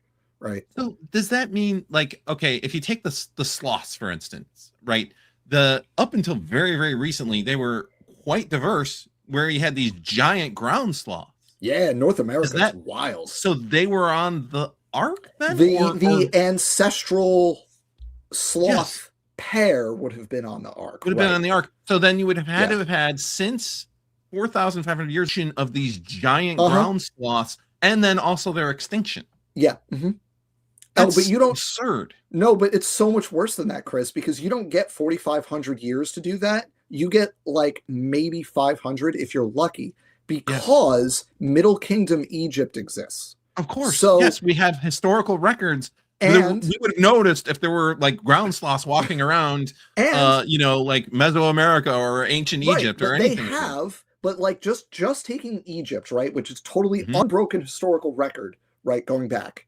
Yes. And forget about Old Kingdom. Forget about Old Kingdom. Just start with Middle Kingdom Egypt. 500 years after the flood, you don't have like the ancestral cat kind. You have all the different cats have already speciated, all the different waterfowl, all the different raptors, right? Yes. By Middle Kingdom Egypt, all the speciation has already happened. That's right. They're all documented there in the record. You don't have 4,500 years to get all the speciation. You have 500. 500 and for all that speciation. 100 of those in most young Earth models. Yeah, right. And all like there are so many specimens of don't even start with the biogeography of it. Like you've done this with the wolves and the South American wolves, right? Like the biogeography of it alone just destroys any possibility. Totally destroys it. Yes, biogeography is actually one of the best ways of debunking creationism for sure. It's fantastic. There's so many ways, but that's one of the best. It's a good one. And I love this stuff because I didn't even know, let me tell you how much I appreciate stuff you've done. I didn't know the thing about the North America, South America split and then reunification and then the wolf migration. That was all new to me. That is so cool. Yes. It's great. I can tell my students about how recently these predators made it to South America and then how that affects the ecology of both the predators and also the would-be prey species. Because they haven't had tens of millions of years to adapt to each other like they have in North America. It's a much more recent relationship. So that's exactly right. It's very cool and in fact, up until about 3 million years ago, there was this extraordinary marsupial predator. I forget the species name of it, but it was basically like a saber-toothed tiger type animal. Amazing. But it was a marsupial. Incredible. And it had these huge long fangs. But once the placental canids came into contact with it, so that marsupial predator did come up through into North America. So post the Great American Interchange, there's a few of them, but then they went extinct very, very quickly. Yeah, the only marsupial that made it up into North America is the opossum. Nice. Which I, we have them around where I live. Or the one that survived, I should say. The one that survived. There were quite a few marsupials that lived for some period of time in North America, but all of them went extinct. They just couldn't hang with the placentals. It is a super cool thing that there is extant marsupials in Australia. Yep. And that random dude in North America. It's just like, that is so cool. It is amazing. Yeah, I got a lot of respect for the opossum. Yeah, they're great. Yeah. They eat a lot of things that are not good. So appreciate your opossums, folks. Exactly. All right, here we go. Let's keep going. Model number 3, I think is what. Oh no, he's going to try to explain this to Rebecca. Yes, is what we're up to. Mm-hmm. Here we go. I'm going to show you the only one that makes sense. The only one that makes sense. Okay, please. Thank you. You could say that. You could say that Eve came first. Even if you assume the Neanderthal, the sequence of the common ancestor is here, and then it gave rise to Eve, but it gave rise to Eve earlier, and then it gave rise to to those Neanderthal that has 100 mutations that we don't have. Well, at least now, and then Eve gives she gives birth to everyone basically. Well, at least now you have those. Aren't we all? Mm-hmm. Aren't we all just edge of our seats? Those same mutations here, but you forced to say that Eve like that. Say that again. Why would you draw? It doesn't matter. Because we're talking about the node that he has on the upper right. That's the fossil specimen that we're talking about, right? Right. Right. Then we have mitochondrial sequences for extant humans. That's his brush. Right. Why is he drawing mutations at the bottom? What difference does that make? Why we don't know what happened in that common ancestor. Anyway, all right. Let's maybe also while you were saying that, I noticed I missed a super chat from Tad is Mad for $5. Thank you, Tad is Mad. I'm mad too. I'm always mad. He's paying for an Adobe CC license for this. Just use MS Paint, bro. It's much closer to your skill level. True. It's true. It's true. Yeah. All right. Let's see. Let's try to make sense. At least, look, credit where it's due. He has mitochondrial, most recent common ancestor, and Neanderthal at least correct this time, roughly speaking. So that's good. Except that the the rest of it needs to be past. Yes, right. That's right. Yeah, it's still in the past, but yes, I'm silver lining. Sure, I'm trying. Yes, at least this is correct to what we know. Yeah, is true. We're trying, Junior. We're trying. Didn't receive mutations from the ancestor, because if Eve receives any mutation from the ancestor, the APD is not 200 anymore, is it? It's not 200 anymore. It's going to be 201 or 202, whatever. So, if it's 200 and you want to say that the common ancestor came... I'm going to go back like 30 seconds because I don't know what that part, I just totally lost it. I don't know. So we're just going to drag this back like 30 seconds. I'm going to try again. You got those same mutations here. Okay. But...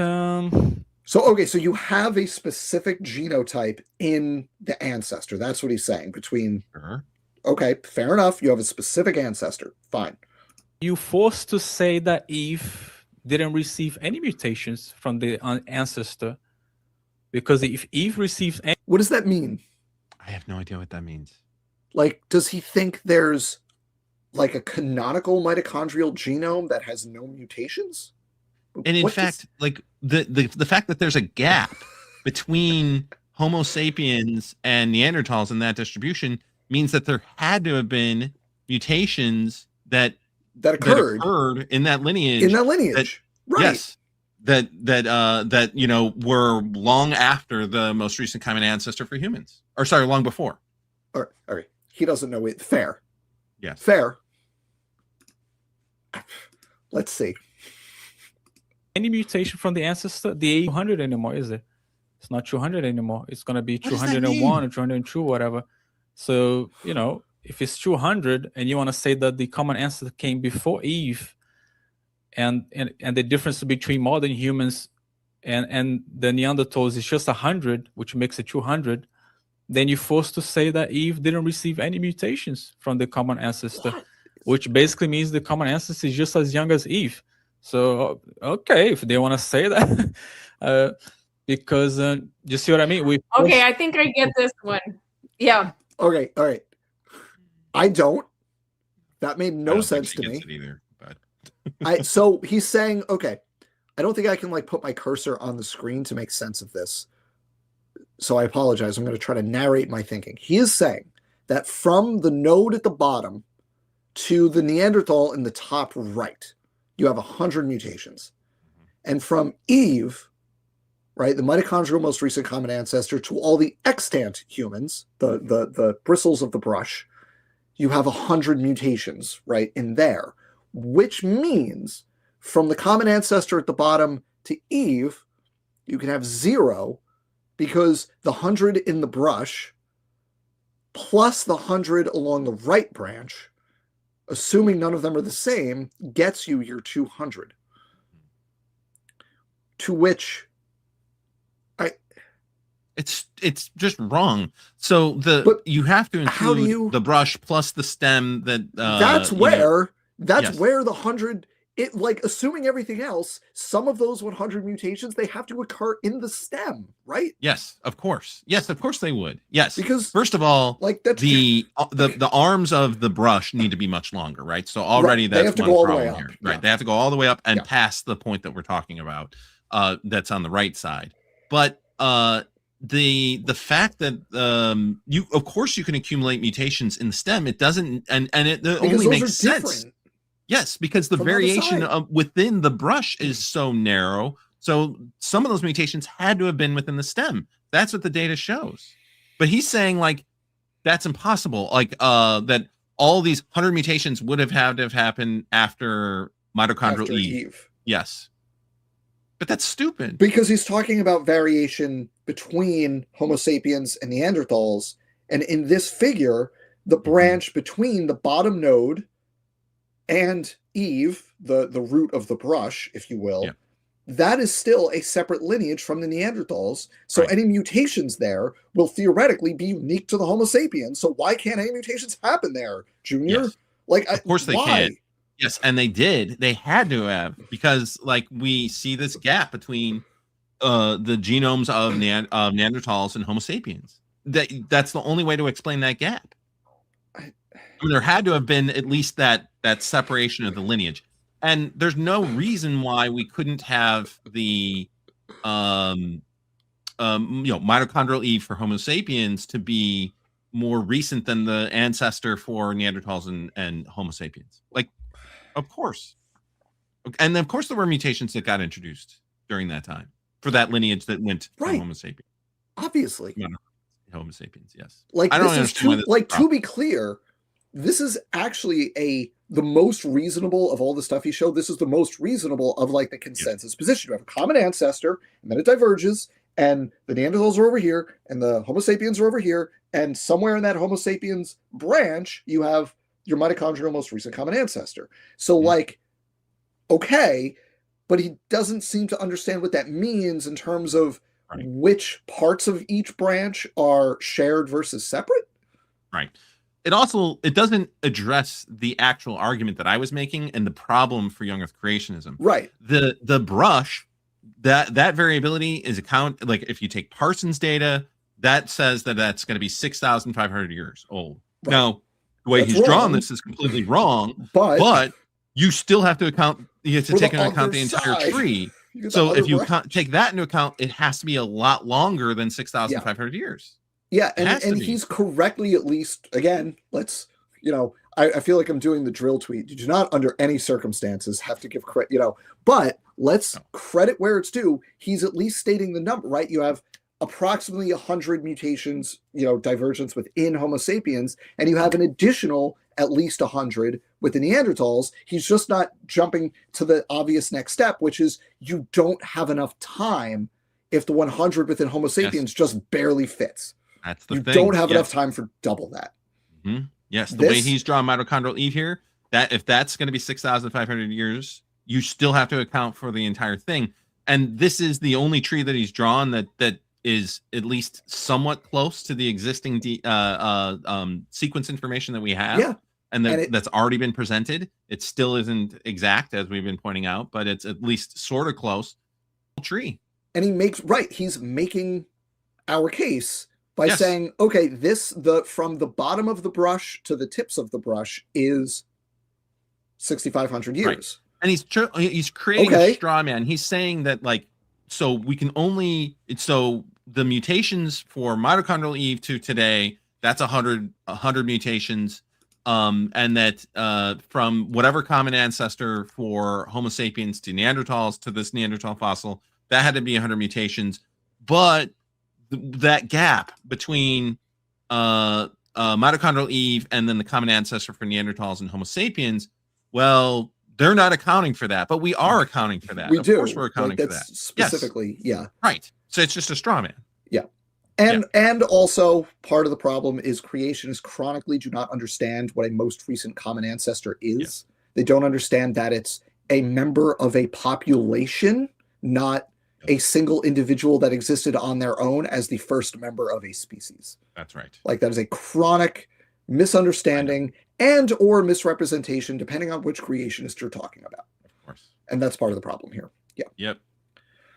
So let's see if I think Rebecca's going to do let me try to explain this back to you to see if I understand it thing. Right. Let's see what she says. Let's see how that goes. Mm-hmm. I think I get this one because you're saying like that it would have to be like a genetic reset on after Eve. Like Eve didn't have any of those we're talking about mitochondrial Eve, not biblical Eve, but yeah. Okay. Yeah, so that makes sense. Nope, that did not make sense. No. I got nothing. I got just nope. But okay, let's try. Yeah, and I'm probably just not understanding the significance of the other things you said. I don't know. Like I have not thought about this at all. Yeah, it's just an interesting thing that I started thinking about after I saw the data that it's just 200 APD, and Dr. Thompson was like, "No, nothing matches. It's all different." No, that's just only when you look at a small region. But when you look at the whole thing, you can see that they are basically humans. Not only that, but the numbers are bigger, Junior. It got worse. I think he's also totally saying something that I didn't say. I didn't say that. I wasn't trying to say that like Neanderthals are not human, or at least like they don't fall within this that they're a sister clade to Homo sapiens. And I'm assuming that that's the case, like that there's of course a common ancestor for Neanderthals and Homo sapiens, just as creationists do. But then we just have to look at the data. We could just say we all agree that there's a common ancestor. Yes, right. We can argue if they're different species or not, I suppose. I mean, I think there's very good evidence that they're different species, but yeah. Sure. But like, we all agree there's a common ancestor, so you have to fit all of those mutations into the 6,500 year box. Good luck. That's the only thing. That's it. All of this is just highfalutin hand waving. I like that. Yeah, that's exactly what this is. Okay. Yes. After that, I can give links to articles showing that there's archaeological evidence that Neanderthal built boats, that they buried their relatives. It just goes on and on, that they all feel human. But yeah, there's problems with each step that they try to put Neanderthals or some kind of fantasy common ancestor before Eve. It just breaks all logic. And conveniently for us, the only one that actually makes sense for them is to say that, okay, Eve came first, in the branch. Because now I'm gonna tell you something that makes even more sense. Please. Hold on. Wow. God, please. Finally. Are you going to talk about maybe the lineages that like the lineage that we have is not from Eve, it is from the flood, the women on board the ark? No. So like, here's a life raft. You're just like, no, I'm good, thanks. Nope. Now, look how practical and how it doesn't break any chemistry or logic or anything like that. You have Eve first. Okay. And from Eve, you have a lineage of the Neanderthal that died, that accumulated 100 mutations. Okay. And you have lineages that didn't die, which is modern humans that has an average of 100, which makes the APD 200. Which one makes more sense? You know what I mean? So, yeah, I think it's quite clear here that, yeah. But I mean, this is just. But what if? But Chris, what if the Bible, literally, and we just went with that? What if we just went? What if we just did that? Sure. Like, first of all, like the way he drew this is fully inconsistent with their biblical mythology, right? Right. Like the Eve Neanderthals were post-flood. Right. Where do they come from? You have to account for that. Right. Really should be a straight. At most, there should be 3 branches from Eve to 3, and then from there, one of them needs to have Neanderthals. Yes, exactly. And then, because for Noah's sons' wives, it's Eve to Noah's sons' wives, and then everything else from there. Mm-hmm. Yeah. Yes. Now, this is the only figure that he's drawn that's actually closest to what is most likely happened. Now, except that the way he drew Eve here, that's actually that's the most recent common ancestor between Neanderthals and Homo sapiens. Right. Eve. And that the node to the left, that would be the mitochondrial Eve, so to speak. Yeah. Yes. And that would be, I know Heidelbergensis is out of fashion. I don't know what the, what we call that thing now, but the node labeled Eve would be that thing as the common ancestor between Neanderthals and Homo sapiens. Exactly. Was Heidelbergensis, but I don't know what it is now. Yeah. Right. All right. Junior, keep trying to save it. Let's go. Anyway, after you can go back and rewatch why those 3 completely just break logic and chemistry. It's an impossibility to try to put Neanderthals before Eve. Okay, so here's why 3 straw men are wrong. Thanks. Thanks. Okay. They can do it, but it's fantasy land. That's the point I'm trying to make. But anyway, so I guess you can ask if you want to. Well, thank you so much. I actually think I will need to think about this and look into it before I can, figure out what's going on. So I appreciate you sharing, and I will go back and rewatch what you presented. There is somebody else waiting backstage. All right, so I think we can end it there. Somebody else was me. I know.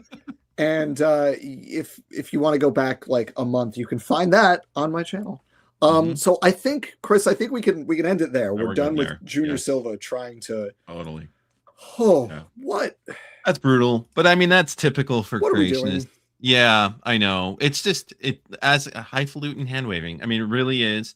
It's like you said, it's throwing out a bunch of jargon, terminology to sound like they know what they're talking about when they clearly don't. Just have a total misunderstanding. Junior presented 3 different utter just straw man arguments that no one would possibly say. None of it makes any sense. That first one was bizarre. I love the first one where it's in a line where it's common ancestor Neanderthal Eve, and then it's 100 mutations, and then undo all of that. And like, what are we?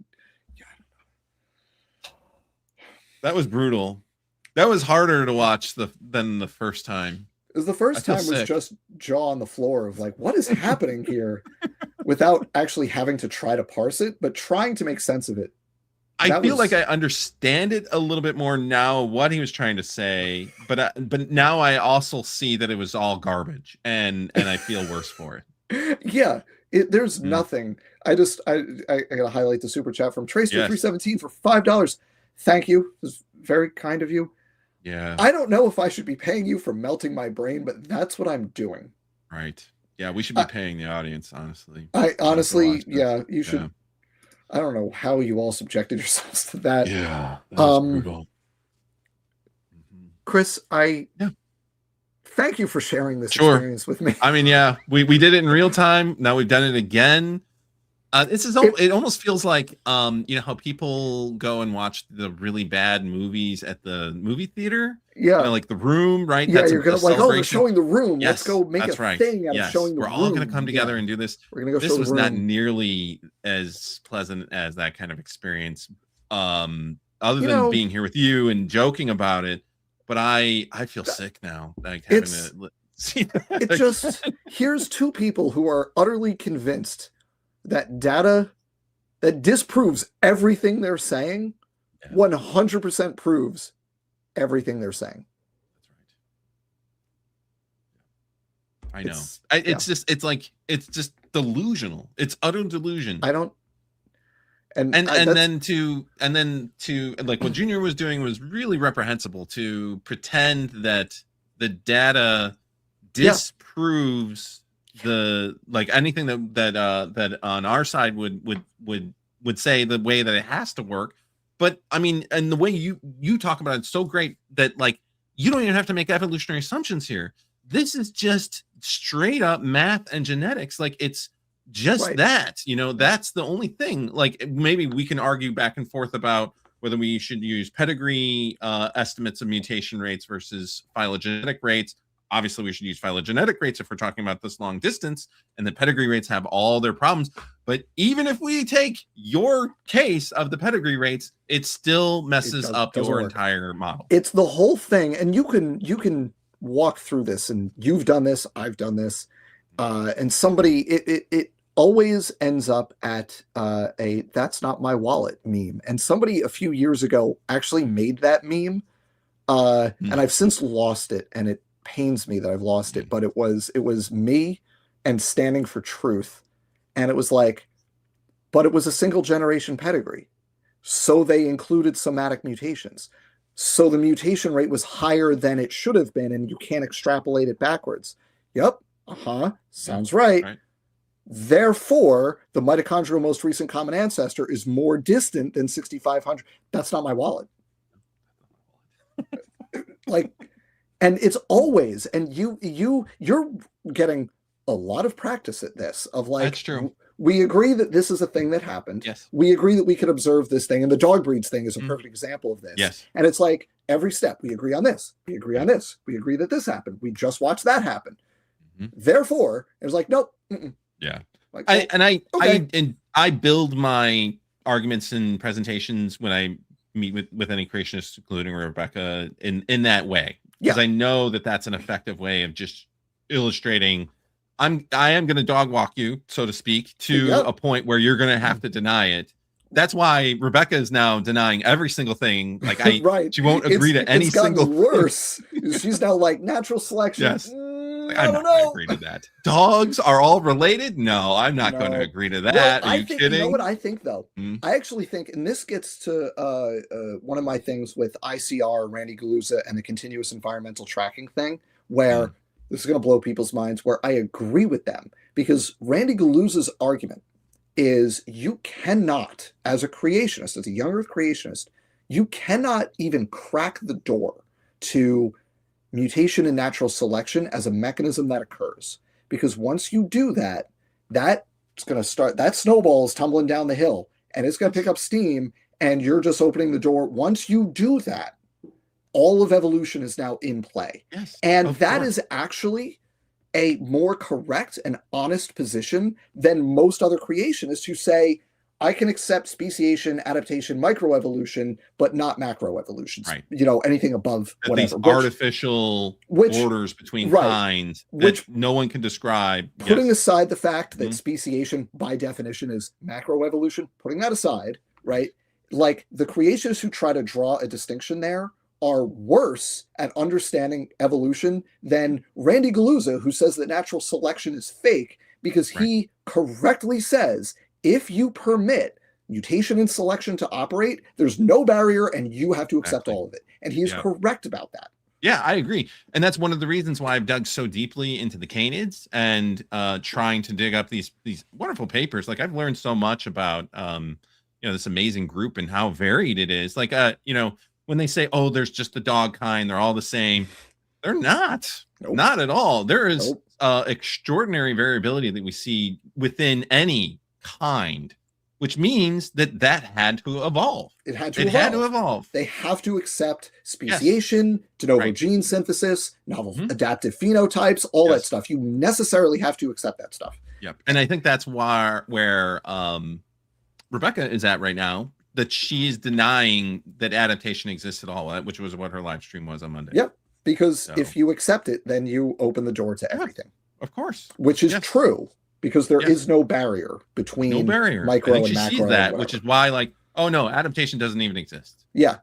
Exactly. So she's going to end up, so you can kind of see the different trajectories, like as people learn things, they could end up doing like the Todd Wood thing, which is, I understand that the science support this, but for faith-based reasons, I reject that. And like, hey, I got problems, but fair enough. That's an intellectually honest position to take.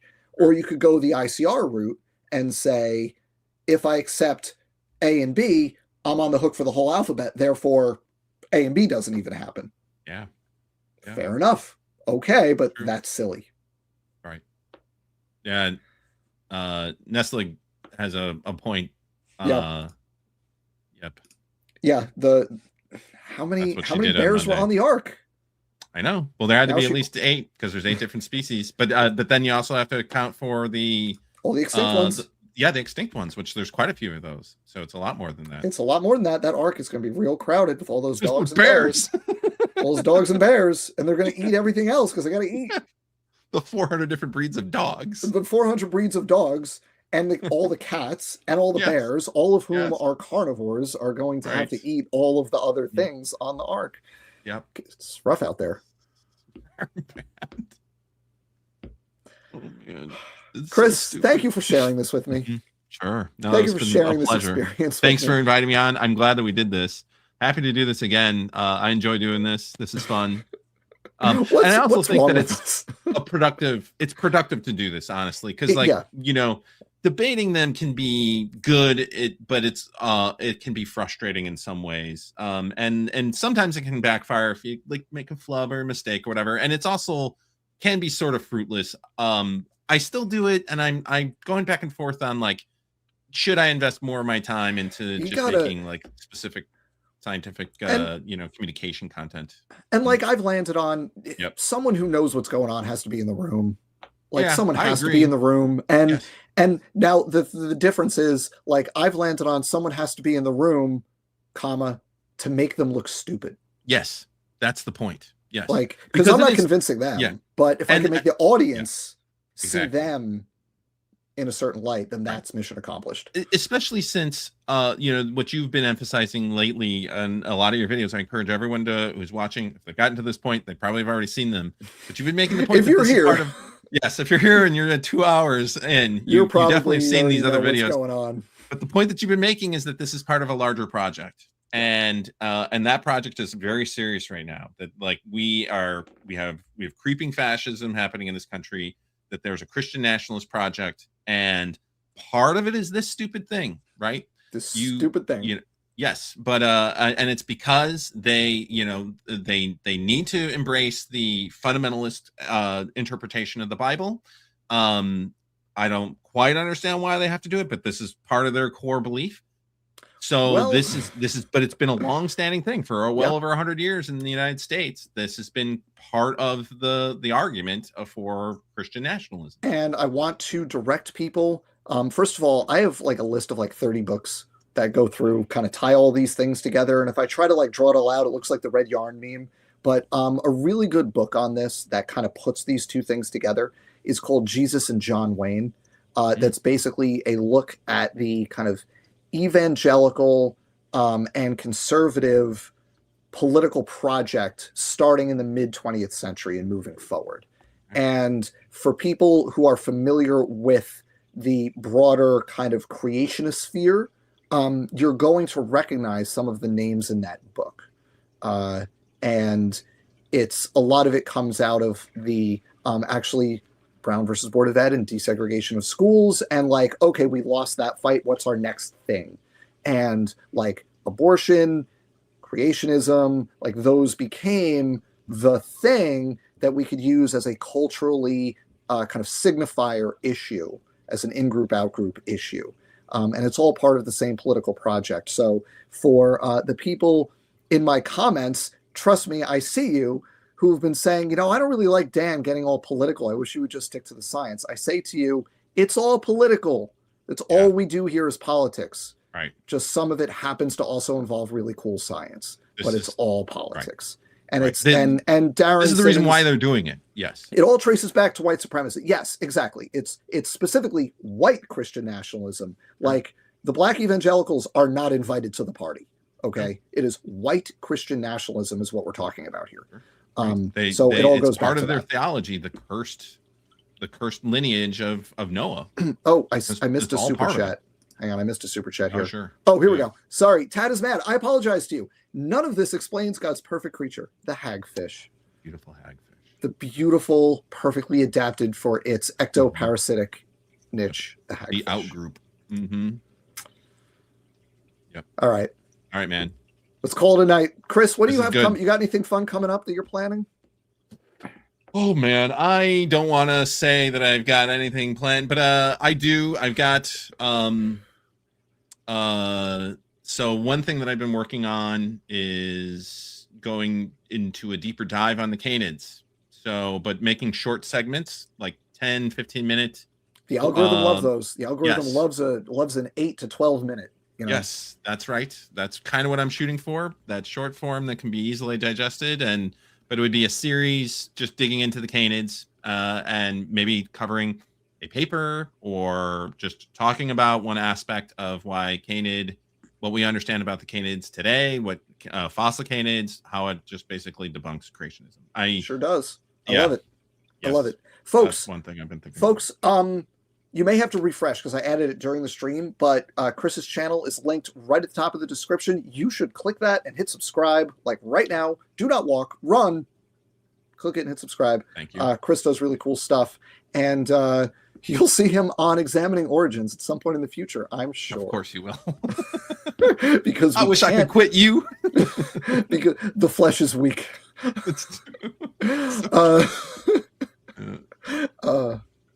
What I have coming up is I've got more of my short, here's how you defeat this specific argument very quickly, things coming up. One of them will be this. It's use Neanderthals to kill all the young Earth mitochondrial arguments. Like Neanderthals, destroy it, that's the end, ball game. I've got another one also about mitochondria that will also accomplish the same thing because selection accomplishes the same thing. So I'll have to do two on that. I want to give you both.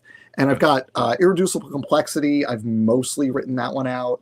And I've got another one that's in mostly outlined as well. So I'll have one of those for next week and more going forward. And I don't know what I'll do after that, but I've got some stuff that I'm hoping to get people on. Good. Yeah.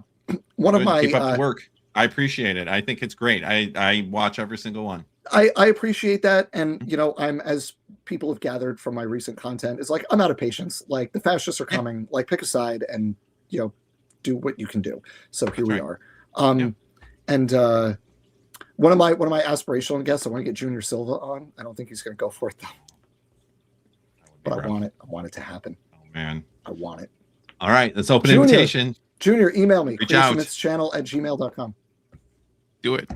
All right, folks, this has been something. And Chris, I enjoy spending this time with you. So thank you for agreeing to subject yourself to that a second time with me. Folks, remember to hit like and leave comments and share and do all the good stuff for me and for Chris before you go. And as always, don't get fooled. Have a great night.